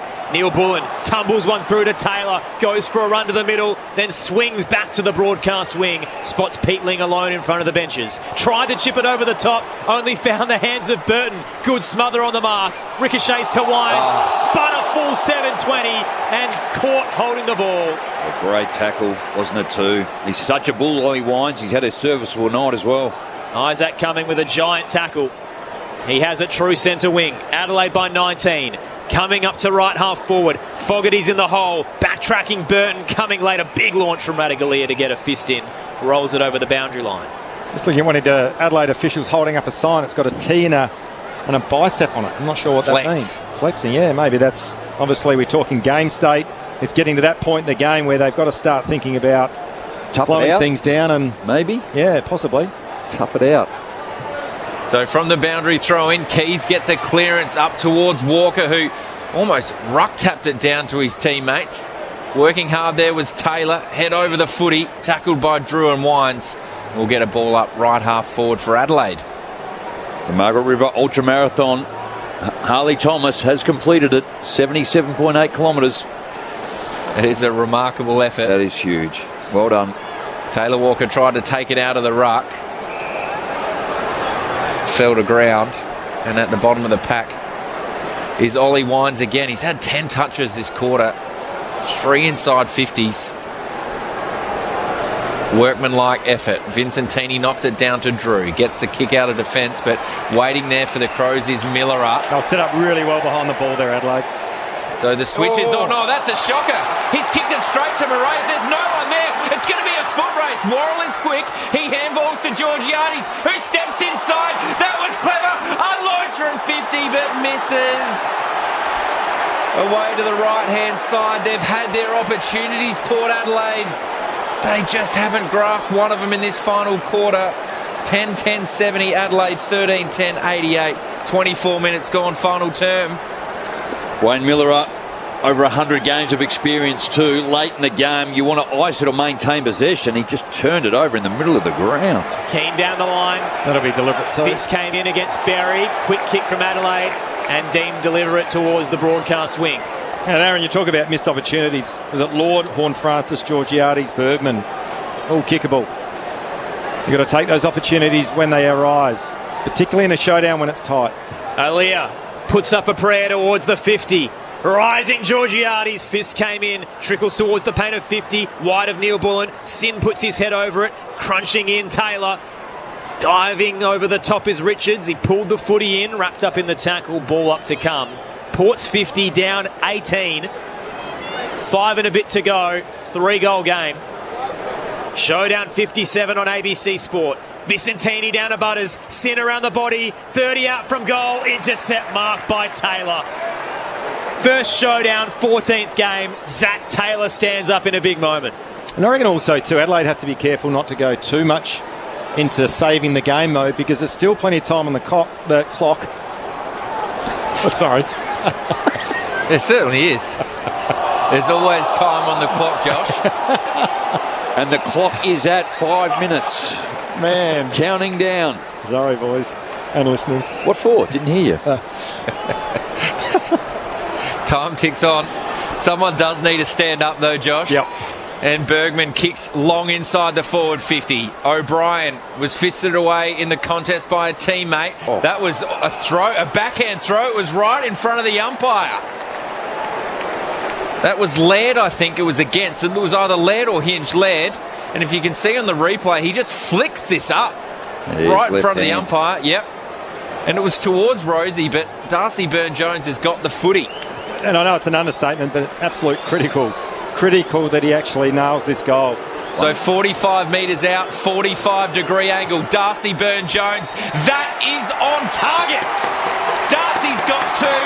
The first of the last for the Power. It's taken them 26 minutes, but they're still in this contest. They trail by 12, 11-10, 76. Adelaide 13-10, 88. 26 minutes gone, final term.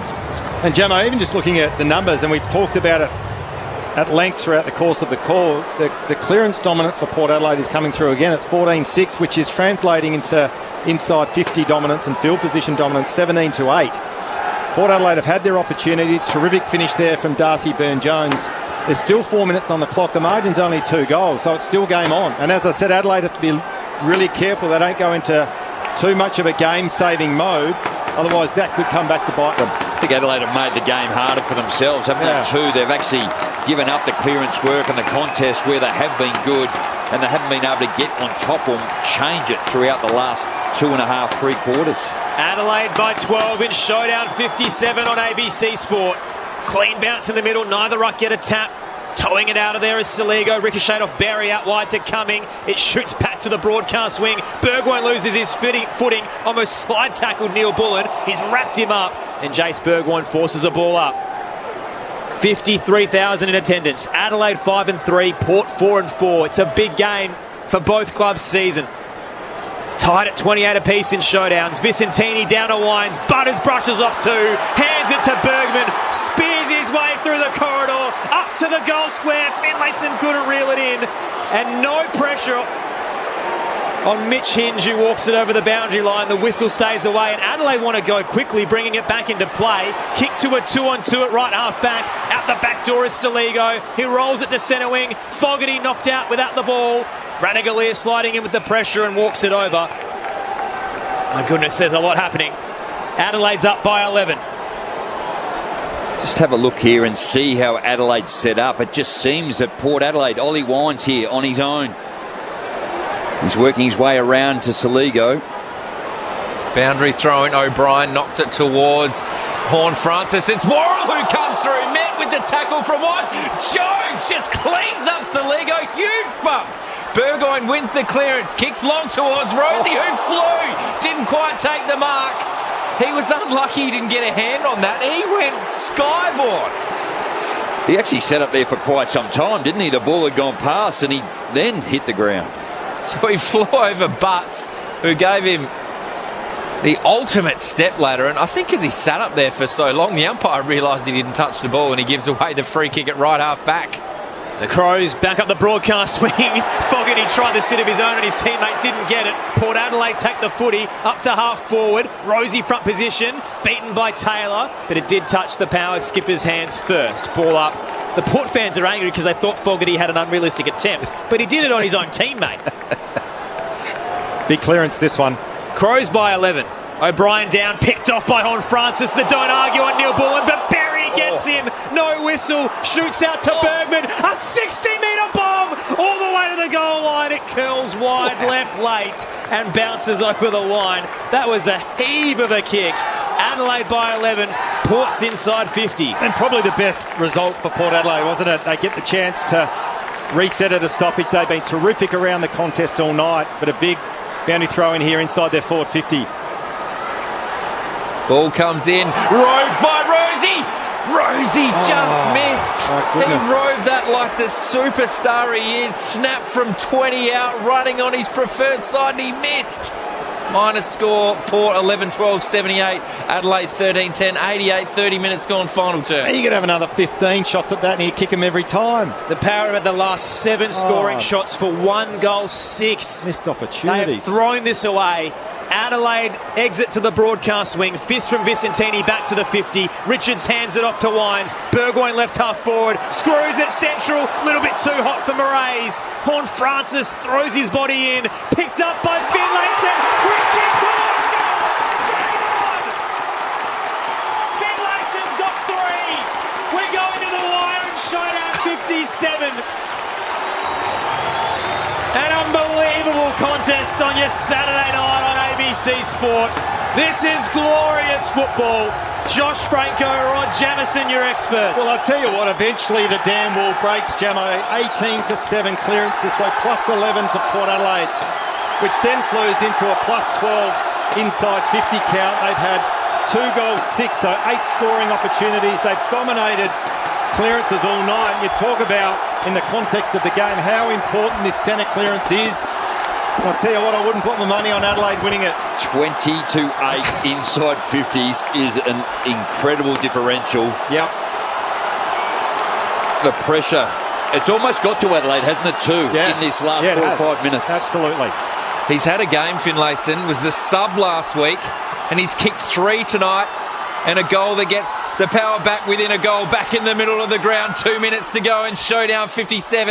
Horn Francis grabs the ball. He runs away from Peatling, takes a bounce in the middle of the ground, kicks long inside the forward 50. Finlayson, but Keane. What a mark. That was class and bravery. The Irishman takes the intercept mark. I hate these games. Well, what he's going to do now, he's going to kick down the line to get a boundary throw in, but I don't reckon they want that. Adelaide by 4. Keane's kick was a little more central up the wing, nowhere near the boundary line. Hits the deck and they pile on top. Ball up in front of the Odie stand. Just looking at the numbers, Adelaide don't want stoppages. No, 1 minute remaining. 1 minute, 9 seconds. The Crows by 4. O'Brien down, searching for the boundary line. Butters tracking it, keeps it in. Handed it in the direction of Bergman. Berry escorts it over. Butters was taken high. Free kick just behind right half forward. Butters lowers the eyes. The composure from the superstar. Shares it to Burton. Still too far out to score. Adelaide by 4. Burton inside 50. Dying moments. O'Brien, the whipping boy of the Crows, stands up when they need him the most. Oh, he's got a kick. Oh, no, He'll give it off. Worrell bangs it out of there. Well, that's a high ball. Thilthorpe flies a lead, knocks it back inside the forward 50. Gathered by Neil Bullen. He kicks it straight to the boundary line. That's going to be insufficient intent. If it goes out, it doesn't. And it forced Lockie Jones to punch it towards the boundary line to cause a stoppage. The bounce of the ball favoured Adelaide in a big way. 18 seconds remaining. I thought it was actually in the go to Isaac Rankin. So Jones almost in the end knocked it out deliberately in front of Rankin. The last roll of the dice for Port. Tossed in. Adelaide by 4. O'Brien down. On Francis collected. Picked up by Berry. Tucks it under one arm. Adelaide's going to win. Couple of bounces. Marches to 45. Open goal square. Berry misses. It won't matter. The Crows win a classic to claim the South Australian crown. Adelaide leads the showdown ledger. They win by 4 points in a thriller at the Adelaide Oval. Adelaide Crows, like courageous, stronger, faster, and respected by our foes. Admiration of the nation, our determination shows. We're the pride of South Australia, we're the Wide is the best rivalry in footy. It never disappoints. Showdown 57, an absolute epic. Single-digit margins throughout the night. Adelaide by 3 at quarter time, by 5 at the half and 2 at the final change. The Power kicked 2 goals, 6 to wrap up the final term and just couldn't snatch it back. Adelaide winners 13-11-89 to the Power 12-12-84.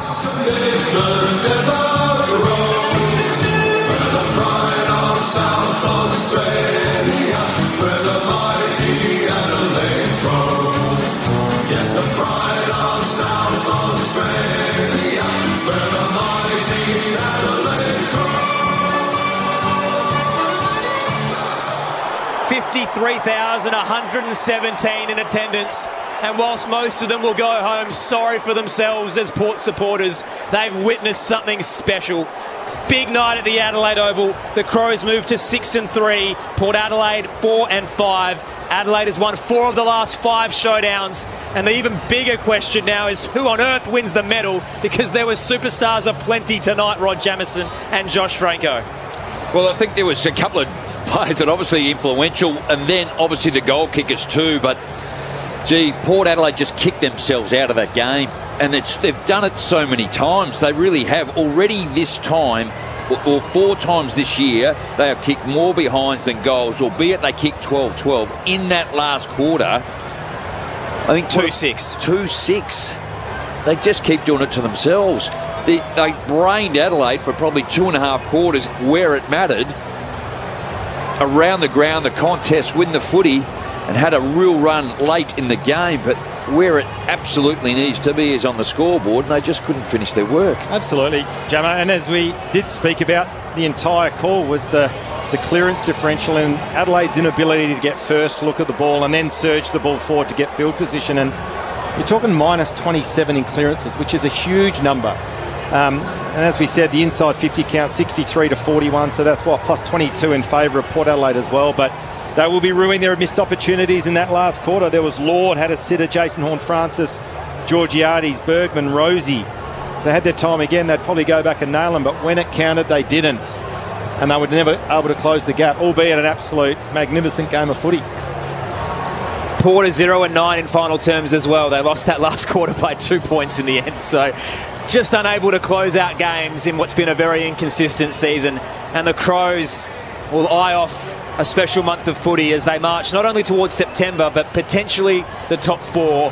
They'll need some big scalps along the way. They've fallen short against some heavy hitters, but tonight will certainly help them feel a lot better. They were 3-1-10 in matches decided by 6 points or less since 2023. You can make that 4-1-10 now as they start to improve that ledger. And I mentioned it before, but in showdowns, Adelaide now lead 29 to Port Adelaide's 28, the bragging rights of the state of South Australia. Well, how tight it's been, hasn't it, too? And we expected 91 points they lose by last week, yet they come out and do that. Really, no AFL team should be getting beaten by 91 points, to be truthful.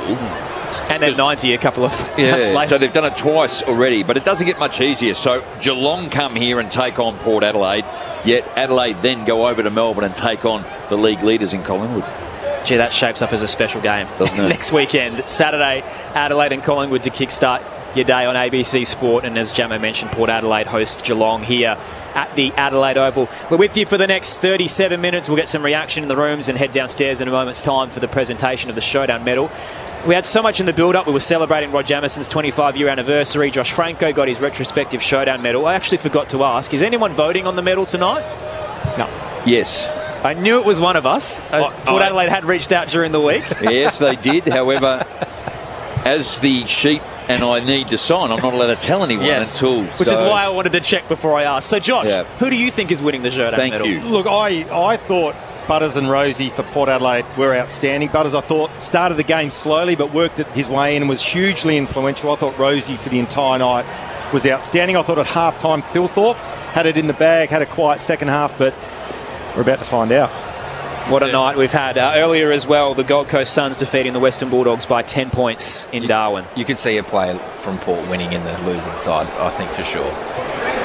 Let's head downstairs with Jared Walsh. Tonight's 57th showdown between the Port Adelaide Football Club and the Adelaide Football Club. Tonight's voting of the Showdown medal has been carried out by a panel of industry experts. I'd now like to invite Miliana, who is a variety grandchild, to present the Showdown medal awarded to the best player on the field. And the winner of the Showdown medal from the Port Adelaide Football Club, Connor Rozee. Connor Rosee's second Showdown medal after receiving the award in 2022 in Showdown 52. And surprisingly, a mixed reaction from what has been a largely Port crowd, but a lot of them have already left. I think they've gone home, Aaron. And the Crows fans have stuck around. We'll hear from the Port Adelaide skipper. First of all, just the variety group, just a massive thanks to your support. It goes a long way, and to the Crows, great game, and thanks to everyone to keep turning up. We'll be back here and find it out for the rest of the season, so thanks. Usually speaks so well in defeat, Connor Rozee, but you can see tonight's troubled him. To invite Variety Chairperson Sally Pike to present the Variety Showdown Shield to Jordan Dawson of the Adelaide Football Club and the Adelaide Crows. He loves a showdown, Jordan Dawson. Dual medalist, goal after the siren. Well, he was surprisingly quiet tonight too. Like, he had his moments now and then, but he wasn't as clean and as influential as he normally is. Thanks to Port Adelaide. Always a great battle against you guys, and we highly respect you guys. To our fans who showed up on the away showdown, unbelievable atmosphere out here, and we love having you guys here. To Variety, thank you for sponsoring the event. As always, such a great cause, and we love playing for you guys. And to our boys, awesome win, good stuff. The rivalry's certainly real amongst South Australians. You can hear it from the reactions in the crowd tonight. Showdown 57 at the Adelaide Oval. The Crows winners by 4 points. They move to 6 and 3. Port Adelaide 4 and 5. We'll get some reactions in the rooms in a moment, and the song as well with Josh Money. Connor Rozee, your first Showdown medalist of 2025. We've got another to come in round 20. 2 gongs for Connor Rozee, the skipper of the Power, but ultimately a losing effort tonight. And also just on Dawson as well, you talked about he didn't have the influence that he would normally have. He was well held by Bergman, who did a pretty good job on him all night. Yep. And that's no mean feat, because Dawson has had plenty close attention in the past and normally finds a way to break the game open, but wasn't able to tonight, so well done Bergman. That's also a huge positive for the Crows, where Dawson wasn't there for a lot of the night. Isaac Rankin didn't feature ugly for the first 3 quarters, stood up towards the end.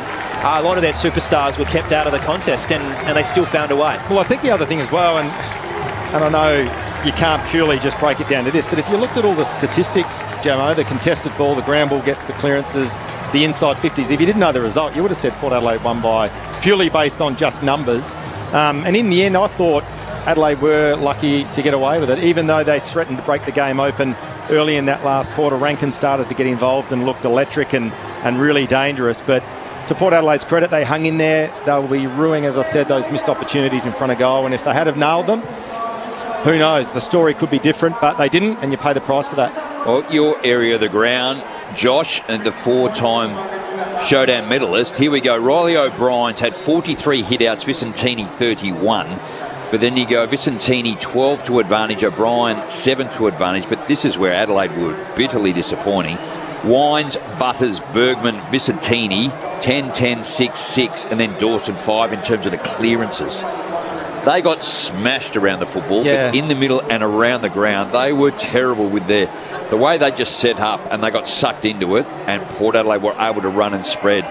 They just killed themselves with their inefficiency in front of goal when they had the opportunity. And I think even further to that, Jamo, you talked about the hit-outs. That's 49-36 Adelaide's way. I think a really important number around the stoppages is first possession. You're getting your hands on it first. You're either reading the ball well or you have a dominant ruckman. Port Adelaide didn't have that, so whatever they were doing, it was working. So first possession was 57-35, so what's that, plus 22, so which is a big number. Butters 12, Wines 10, Bergman 8, Jordan Dawson with a 7, but then Horne-Francis with a 6. So they were dominant in that area of Port Adelaide. Yeah, and normally that translates into clearance dominance, which we saw tonight, plus 27 to Port Adelaide.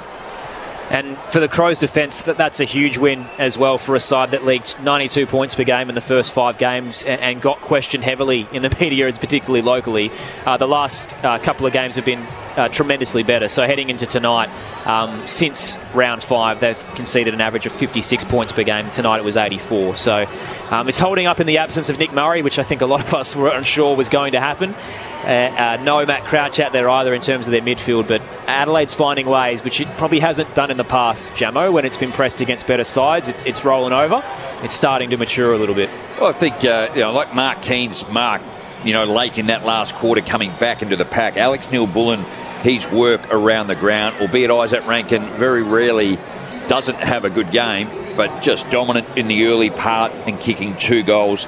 We spoke about the height and the firepower up forward for Adelaide.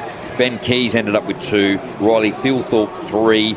Outstanding tonight. His marking prowess was just incredible. In the end, he had 10, so he was probably leading on the ground. Rochelle 2. Rankin, as I said, 2, but Darcy Fogarty, he had 3 across the night. So that was the firepower and the options. Whereas you go 7-goal scorers for Port Adelaide. Sam Pepper, the 2.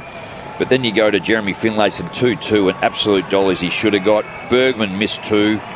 Jason Horne-Francis, 1 goal, 2. Mitch Georgiades, 2 goal, 2. So they were actually, it really was their efficiency in front of them that absolutely ultimately has cost them this game. Massive moments as well. They do hurt you when you've got a bit of momentum. On the text line, 0437 774 774. We've got unnamed texter. Oh, no, it's Hanks. Hanks has texted in driving a milk tanker down from the Scott River in WA. Loved the call. Great game, and congratulations to Jamo as well on 25 years. Bill says the Crows made too many mistakes and still a lot of work is needed. So I'm not convinced, Bill, even though he's just won a showdown. Still plenty to work on, always looking ahead. Bill on the text line, 0437 774 774. I've never seen Adelaide Oval empty faster. I dread anyone that's trying to drive home tonight because everyone left at the same time, and it went from 53,000 down to about 1,000 here. Adelaide have made its way down the race. Let's check in with Josh Money downstairs. Yeah, thank you, Aaron. No showdown medal in the rooms, but a showdown win much more importantly, and a big cheer for the Crows players as they enter the rooms. All the heavy hitters are in here as well. Chairman John Olsen is greeting them with a big applause, and CEO Tim Silvers. It's a win that the whole club will feel as they go ahead now in the overall showdown ledger as well with a 29th win. Luke Nankervis, a late comer with the shield, which will take place in the centre of the circle. Tex is holding it up. Here we go.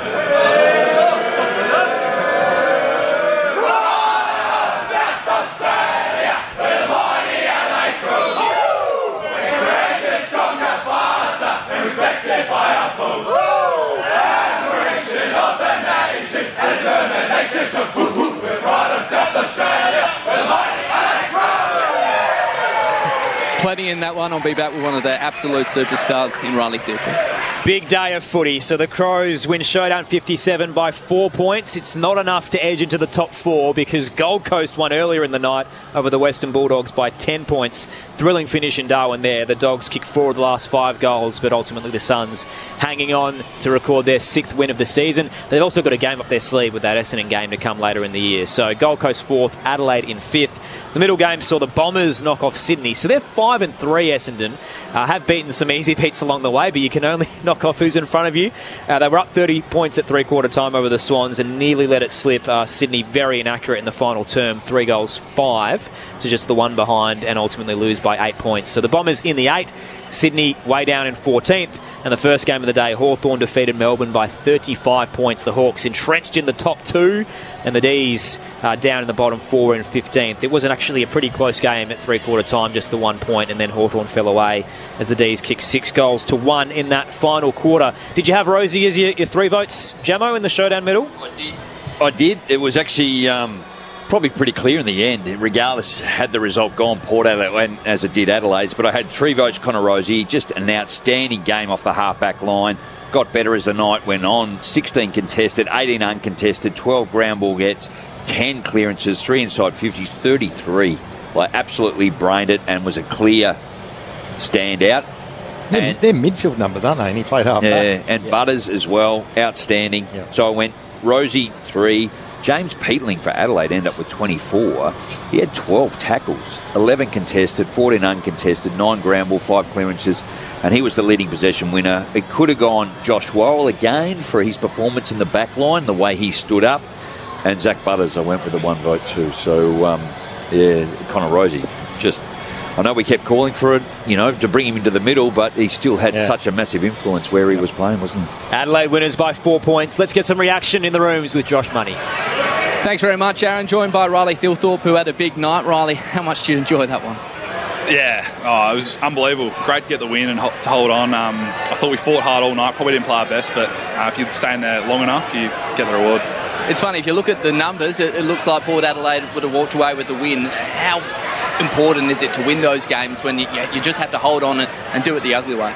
Yeah, huge. To hold on shows the maturity of the group. We've grown a lot over the last couple of years, and to hang on in that sort of game, and momentum's against us, the crowd's going for them, just shows a lot of maturity. How about the performance of James Peatling tonight in his first showdown? I felt like he was one of the few that stood up when maybe your captain's getting tagged out of the game. How big was he? He was massive. One of his best games, I reckon. But it wasn't just him. I thought we had lots of blokes stand up, like that last mark from Keeney. I thought the back line was pretty solid all night. I thought, a lot of boys pulled their weight and everyone played their role, and that's why we got the result. Here's Rod Jamieson and Josh Franco. Yeah, Riley, congrats. Big win too. Wasn't it particularly off the win last week and what you have ahead in Collingwood, but it doesn't always go your way. You've got to dig deep, and that was certainly how it landed tonight. Yeah, absolutely. We've been on the other end of close losses a few times since I've been here, so it's nice to hold on and get one for us. I think the tackling, in the end, it was 80 Adelaide, 58 Port Adelaide. So again, effort, energy and being defensive was certainly a standout.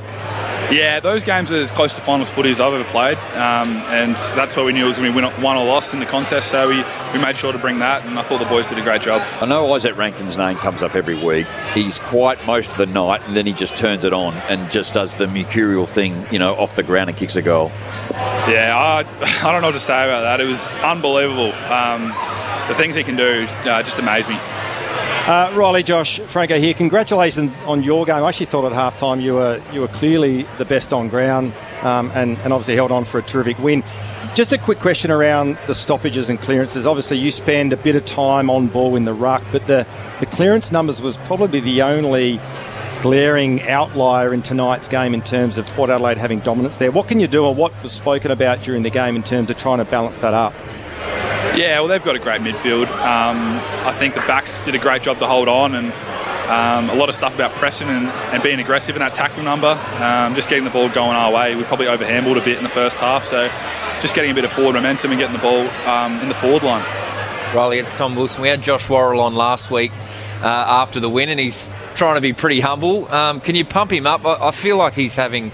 We like to throw this around a bit in All-Australian season. If he rarely gets beaten, and he's got the metres gain, he's got the marks, he's got the kicking. How are you guys seeing his season?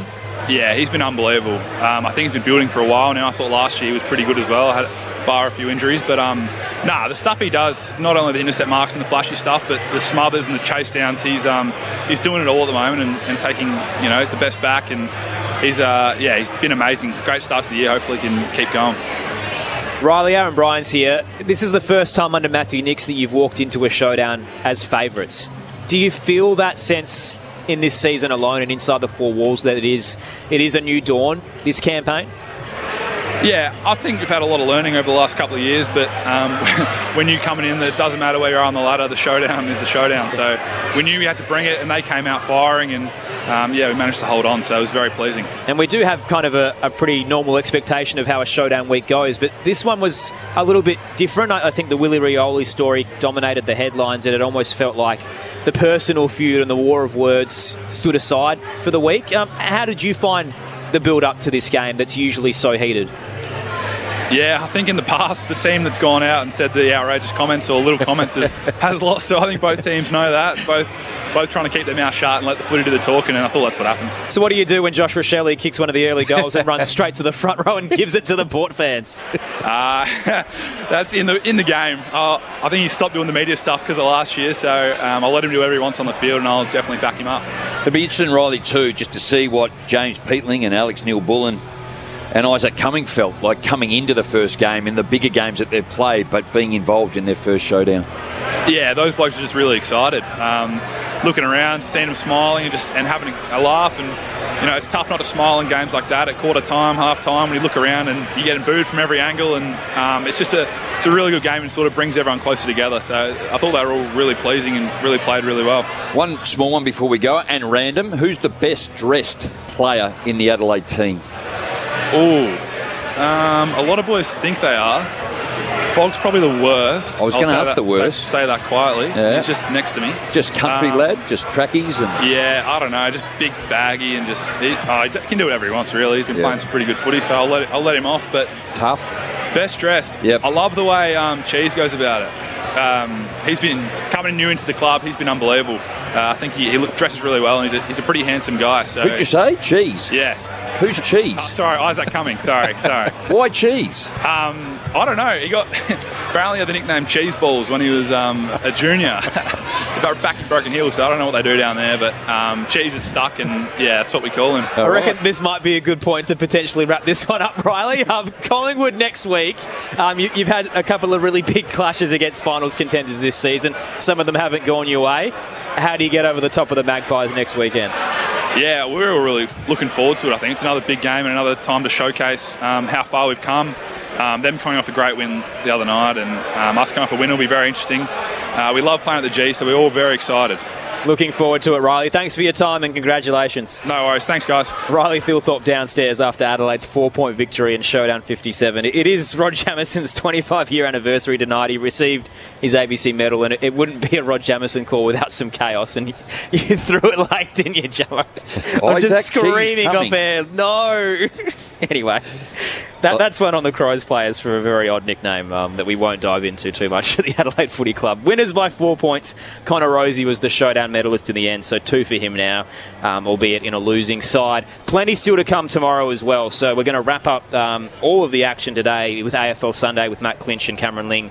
12 Eastern, you can hear that around the country on the ABC Listen app. For our listeners in Tasmania and WA, you'll then head to Richmond and West Coast at the MCG. For listeners in Victoria and South Australia and the Northern Territory, you've got me for the Footy Forum, so give me a call because there's a lot to talk about. I've got a lot of big-ticket items, and particularly at AFL Head House to discuss. Fixturing, Showdown can't be against another game anymore. It has to be a standalone.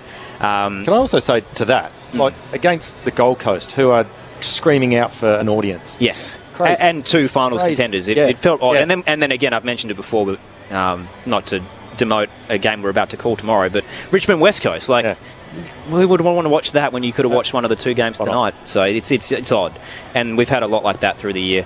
But yeah, anyway, give us a call because there's a lot to talk about from umpiring, Head House and what happened with Willie Rioli this week. There's plenty to dissect, Jamo. Don't look at me like that. No, I've actually got a cheese brother because.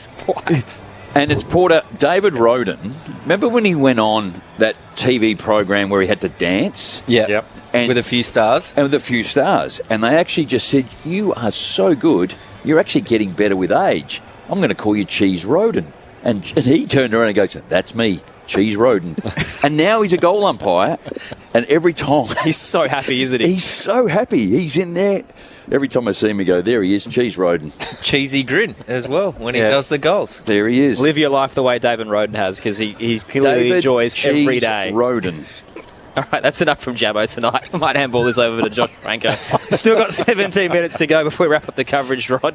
So just save your best for last. You just call me Rod? I did. Well, do you want Rodney? Because that's where we're headed the way you're tracking. What did we learn about Port Adelaide tonight, Josh? We've spoken a bit about the Crows and their positives. The Power, again with their backs against the wall, fresh off a blowout loss, have delivered an emotional response. Yeah. It's just that inconsistency. Well, I think the mecca for any coach is to be able to develop a side and an environment and a culture where you get consistency. And I was thinking once the siren went tonight and all the Port Adelaide supporters were streaming out of Adelaide Oval, I reckon the one thing they'd be asking each other is, why can't they play like that every week?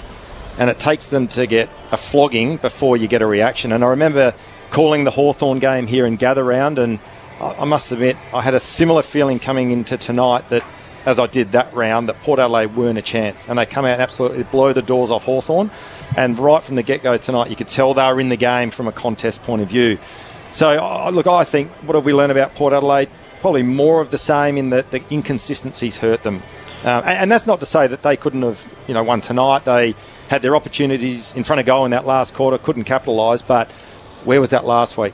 And I reckon that's the question a lot of Port Adelaide supporters would be asking themselves. And it's frustrating. I'm looking at the players that they've got to come back in or on their injury. It's like Travis Boak. He played today in the SNFL game Friday. He had 36 disposals. Yeah. But again, is he going to make this team better? Jack Lukosius, for me, maybe could do something and have more of an impact. He's still 2 to 4 weeks away. Yeah. Todd Marshall, we know, is done with his Achilles. So at the moment, whoever is, if it's been dropped, Will Lorenz on the wing. There actually, I don't too many other players have actually got at the moment that are fit and can make this team better. It was interesting, even having spent 4 years at Sydney, and they were a gun side in terms of the midfield. You had Franklin up forward. They were terrific. When they weren't switched on, they played a brand of footy that they could just hang in there on the scoreboard, and eventually momentum would swing. The worry for Port is if they don't come to play, the old term, if they don't come to play, they're putrid. And we saw that last week, and we've seen it sort of their roller coaster ride in terms of win-loss and margins of win-loss over the course of these first 9 weeks. And that would be no doubt a frustration of the coaching staff, and they'd be looking for answers in trying to rectify it so they get more even, consistent performances. What did the forward line coach say to Buddy Franklin? Just kick goals. And Just do what you want. Do what you want, mate. Brandon Zerk-Thatcher would be the only one who's coming back from that back injury. But looking at numbers going into the game, Port's struggled in the contest. They're bottom 2 generally in that area. Tonight they go plus 14 in contested possession, plus 27 in clearance, plus 4 in ground ball, which has been an issue, and plus 21 in inside 50. So pretty much on every metric that they would have gone in tonight saying if we win these things, we'll win the game. Yep. The only one they lost on was the scoreboard. And I know we talked about that, that inaccuracy in the last quarter. Actually, one of the I'll talk about this later, maybe. We'll hold fire just for a second because we can get some reaction down in the Port Adelaide rooms. Josh Money's downstairs. Yeah, thank you, Aaron. Joined by Connor Rosie, who's just picked up his second showdown medal. But Connor, I dare say you'd just rather the 4 points. Yeah, absolutely. It's a bit of a weird feeling. Sort of these medals you probably look back on a bit later in your career and value a little bit more. Obviously pretty proud, but would have much rather come away with a win tonight. You used that word proud. It was an enormous response tonight given what the team went through during the week and also the result you had last week. Yeah, definitely. We're a team that responds to adversity pretty well. I'm really proud of how the group approached this week, our coaching group especially. You never want to have bad losses, but unfortunately that's a part of football. It's a really competitive competition. If you don't turn up in the right manner, you can get absolutely smacked, and that's what happened last week. The response and the energy and the effort tonight was outstanding. If we can do that for most games, then we'll be right in the hunt. What have you learned as a captain about the way you go about these weeks, how to handle them when there's so much happening externally? How have you evolved as a leader? Turn my phone off to start with. Football is an interesting one. It's a bit of a roller coaster if you're a fan or in the media or reading articles and that sort of stuff. So I've tried to sort of distance myself from people's opinions that aren't inside the football club, because you can ride a roller coaster of emotions. People are judging pretty much everything that you do. Just listening to what our coaches are saying, and it makes it a lot easier to stay level-headed, and it is a reason why I think we bounce back quickly. Here's Josh Franco and Rod Jamieson. Connor, congratulations on your game tonight. You can sense and hear the disappointment in your voice. I think if you didn't know the score and just looked at some of the KPIs, contested ball, uncontested possession, ground ball gets clearances inside 50s, you would say that Port Adelaide should have won the game. Is there a feeling of the missed opportunities, particularly in that last quarter, which cost you? Yeah, it's a big reason we didn't win the game, really. They were much more efficient going forward. We knew that, really, going into the game. They're a team that scores very efficiently when they get their chances, and we didn't quite do that the other way going forward. So, you give yourself enough looks at goals, and eventually a few will go through. But if we're a little bit more efficient tonight, I think we definitely win that game. Yeah, and one of the interesting matchups which sort of caught my attention early was Bergman v Dawson. Obviously there was a bit of planning going into that, and did Bergman do a lot of work on that during the week? Has he ever tagged before? Because he actually did a terrific job. Yeah, I don't know if he's specifically tagged, but he's obviously a defender, so he knows how to defend, and he's probably the best athlete at our club. Really, he can run and jump, and he's very strong. So we thought that would be an opportunity for him to go to Dawson, who's been really good for the last few weeks. So I thought he did a great job tonight. He's a fantastic player, and he's still so young. Connor, Rod Jamieson, well done on your game tonight. Tell us about your role to the middle, to the half-back, and how much you've enjoyed it, because your football has just gone, I think, in terms of the amount that you've got it, your run and carry has been outstanding. Yeah, it's a different transition, really. Didn't probably think it was going to be a long-term thing when we initially tried it, but I feel like as a leader, I can see the game pretty well from back there. We've got a youngish group down there, and I feel like I can have a pretty big impact on those guys and how they play. So, we've got so much talent in the midfield that it's an option for me to go back there, and it seems to be working. I'm really liking my time down there, and you never know, we'll probably change it up in the future, but it's been good so far. I think it's a really valid point, though, too, because you've got the ability to have a talk to your defence when they can be a little critical and hard on themselves. You see the footy, you run back. Ryan Burton, Kane Farrell, the three of you just gave Port Adelaide first look at the footy.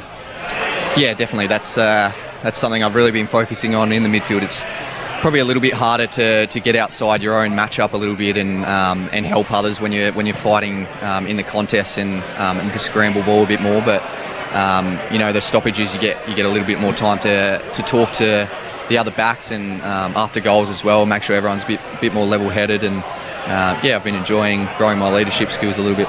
Well done. Power skipper Connor Rosie's with us on ABC Sport after Port Adelaide's 4-point loss in Showdown 57. Connor, it's Aaron Bryans here. We were just chatting to Riley Thilthorpe before about the unique build-up this Showdown has had, where instead of, I guess, the war of words that the two clubs usually trade, it's kind of been overshadowed by the Willie Rioli situation. You were right in the thick of the thunderstorm this week. Can you tell us how the football club handled that internally? Yeah, it probably got blown out of proportion a little bit externally. We've put our arm around Willie all of this week. He clearly knows that he probably made a bit of a mistake early in the week in sending a few messages, but in saying that, he put his hand up and said that he did the wrong thing and apologised to the boys. And as we do in this group, we put our arm around everyone and make sure that they're back a part of the group. He didn't feel quite comfortable enough to play tonight's game, and that's his decision. And we've got a lot of love for Willie. He's a great character around our football club, and we'll support him going forward. Can you take us out there at ground level when these incidents happen? So for Willie Rioli and Port Adelaide put out a statement about this during the week, that sometimes comments and derogatory statements by opposition players that aren't racist can be deemed that, given the complex background that Willie Rioli does share. When you're out there as his teammate and you're seeing incidents like this, have you noticed that Willie gets targeted, and how does the team respond when he's copping that attention? Yeah, I don't know if it's him specifically. I think if you wrote down everything that people said during a game of football, there'd be a lot of people in trouble, that's for sure. So, Willie probably cops his fair share, and he's got white line fever, so he bites back a bit. But it's a real tough one, because as soon as you start sort of punishing people for things that they've said during games, it opens up a real can of worms. I'm not really sure how you sort of monitor that going forward. I could think of 100 instances where appropriate things are probably said during the heat of the moment, but you apologise after the game, or understand that it's in the heat of the moment. Connor, we appreciate your time. One last thing, in the record, your pocket profile, Mitch Georgiadis is the worst dressed. What's he roll with? What makes him so bad? His main thing. He's a Perth boy, and he thinks he's a beachy boy, and he tends to rock board shorts with sort of like 90% of the shirts or jumpers that he wears, and it's just not right. So it's a bit weird, but anyway. Hey Connor, thank you for fronting up in what's a difficult night. A two-time Showdown medalist, and hopefully you can get some reward for effort next week against Geelong. No worries, boys. Appreciate it. Great to have Connor Rosie in the fallout of Showdown 57. Adelaide winners by 4 points. Connor Rosie did win the Showdown medal, though, with 32 touches, 7 inside 50s, 7 score involvements, 11 contested possessions, 8 ground ball gets as well. A tremendous night, and he hit the scoreboard with a goal, Connor Rosie. He speaks very well, Josh. We've had him a few times over the years, particularly in losses. He's always the man that has to front up because he speaks so well. That was a really interesting response about the amount of barbs that are set on the field and how many sledges that clearly they give and take on a week-on-week basis. Absolutely. That's probably one of the constants in footy. I mean, back when we played Jamo, that was normal. But what you knew that it was whatever set out there stayed out there. Yeah. I must admit I didn't engage in the personal stuff. I don't think it's needed, and I think it's almost a sign of weakness if you go down the personal track from an individual and a collective, if that's what you're going to do. Play the game hard and tough and all the rest of it, but leave the personal stuff aside, but it still happens. We didn't get your thoughts in the pre-game because you were downstairs, but what did you make of the week, Josh? The AFL's response, Port Adelaide's response. It was a bit of a mess. Yeah, look, it was a mess. My immediate reaction was, I mean, a Ken Hinkley gets $20,000 for doing an aeroplane. Rioli sends a threatening text. Nothing done initially. So I must admit, it didn't sit all that well with me in the early stages. But, yeah, look, it's a tough one. There's an incredible post out there at the moment as well. Michael Wilson's a tremendous photographer for the AFL. He's got a photo of Daniel Rioli chasing Bailey Dale, and it's just the timing of it given the week and the text that was sent to Bailey Dale that has blown up online, that obviously the threat was that the Riolis were going to come for it, and the Riolis came for it. Daniel Rioli with a chase down tackle. So it's a brilliant photo and a little bit of a cheeky laugh on what was a tough situation during the week. Can I ask another question? I was going to ask it before we got down to Connor. And I know this is going off on a bit of a tangent, but the thing that's a bit of a rock in my shoe at the moment is the Dan Houston trade. So Connor Rosie ends up going down back because on a needs basis that wasn't working inside. You got a Dan Houston who had 2 years to run on a contract. He said he was happy to stay if they couldn't find a trade, yet they managed to offload him to Collingwood. And I just look at that and I think, my goodness, why is Port Adelaide not having the courage to go, no, okay, well, I've heard you're happy to stay, so you're staying, mate. Yeah. Like, he's a gun. And, they don't have that quality. And as I said, on a needs basis, potentially, or perhaps, Connor Rosie has to go back there. But that's one thing I just can't get past. I think, you know what? Have the courage to say, you know what, Dan? No. Because he's going to play another year. He's not going to throw the towel in. He's going to give his all. And he's a good quality A+ grader. And you've given them to the best team. To the best team in the competition. Yeah. Like, I don't understand the mentality. Yeah. They just don't hold them. It's very rare. I think Tom Papley was maybe one who was trying to force a trade at one stage out of Sydney, and they said, nah, you've still got a year to go, and now he's happily there. I know he's injured at the moment, but what's the fear of holding him, though? I agree with you. I feel like is it an agent payoff? We'll look after you down the line with trades. It's, if a player might not be happy, they might not play as well, but it's a professional thing, and if you sign that contract, I feel like the player power has just been so strong in the game. It is in a lot of professional sports, but especially in the AFL. Tell you what, they might have learnt from it, because from the reports during the week that they've thrown the absolute kitchen sink at Zach Butters, which is a 2-year extension which gets him to unrestricted free agency, but at any given point across those 2 years he could extend that all the way through to 2032. He has a player option.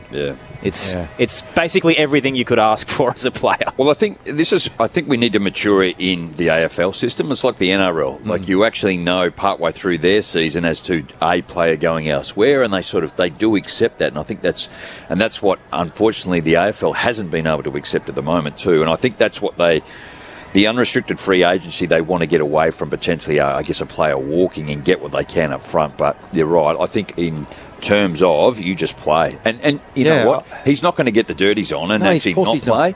And if he doesn't play, well, then too bad. Sit it out. We still hold our position. Absolutely. And that's where we go. And we've got you for 2 years. So you either get your backside off the ground and play and represent yourself as to how you should. Yeah. But we're not letting you go. And we're not letting you go to the best team in the land as where it currently stands today. Well, I'm glad you agree with that. Totally. Because I just look at it and I think, if he was a disgruntled, if it was Soldo, no problem. But Dan Houston, who comes out and says, I'm happy staying if you can't trade me. Here's a Dan Houston to Collingwood wrapped in a big red ribbon. I just don't get it. Thoughts of the now 4-time Showdown medalist, Josh Franco. Great to have you with us as always, Josh, particularly for Showdowns. Huge congratulations to Rod Jamieson on 25 years with the ABC. It's been fun celebrating it with you tonight, Jamo. Incredibly humbled. Thank you very much, and thank you for putting on a win for me. Beers in the box to come, I'm sure. Big thanks to Tom Wilson for his call tonight, for Josh Money downstairs heading into both camps, Paul Brokenshire, our tech, and Andrea Williamson back in the studio. Adelaide winners of Showdown 57 by 4 points over Port Adelaide, but Connor Rosie wins the Showdown medal for the second time in his career. AFL Sunday to kick things off tomorrow on the ABC Listen app from 12 Eastern. Richmond and West Coast for those in Tasmania and WA from 1 p.m. The Footy Forum for Victoria, South Australian and Northern Territory listeners. And then the Cats and the Giants and the Roos and the Lions. We'll see you tomorrow on ABC Sport.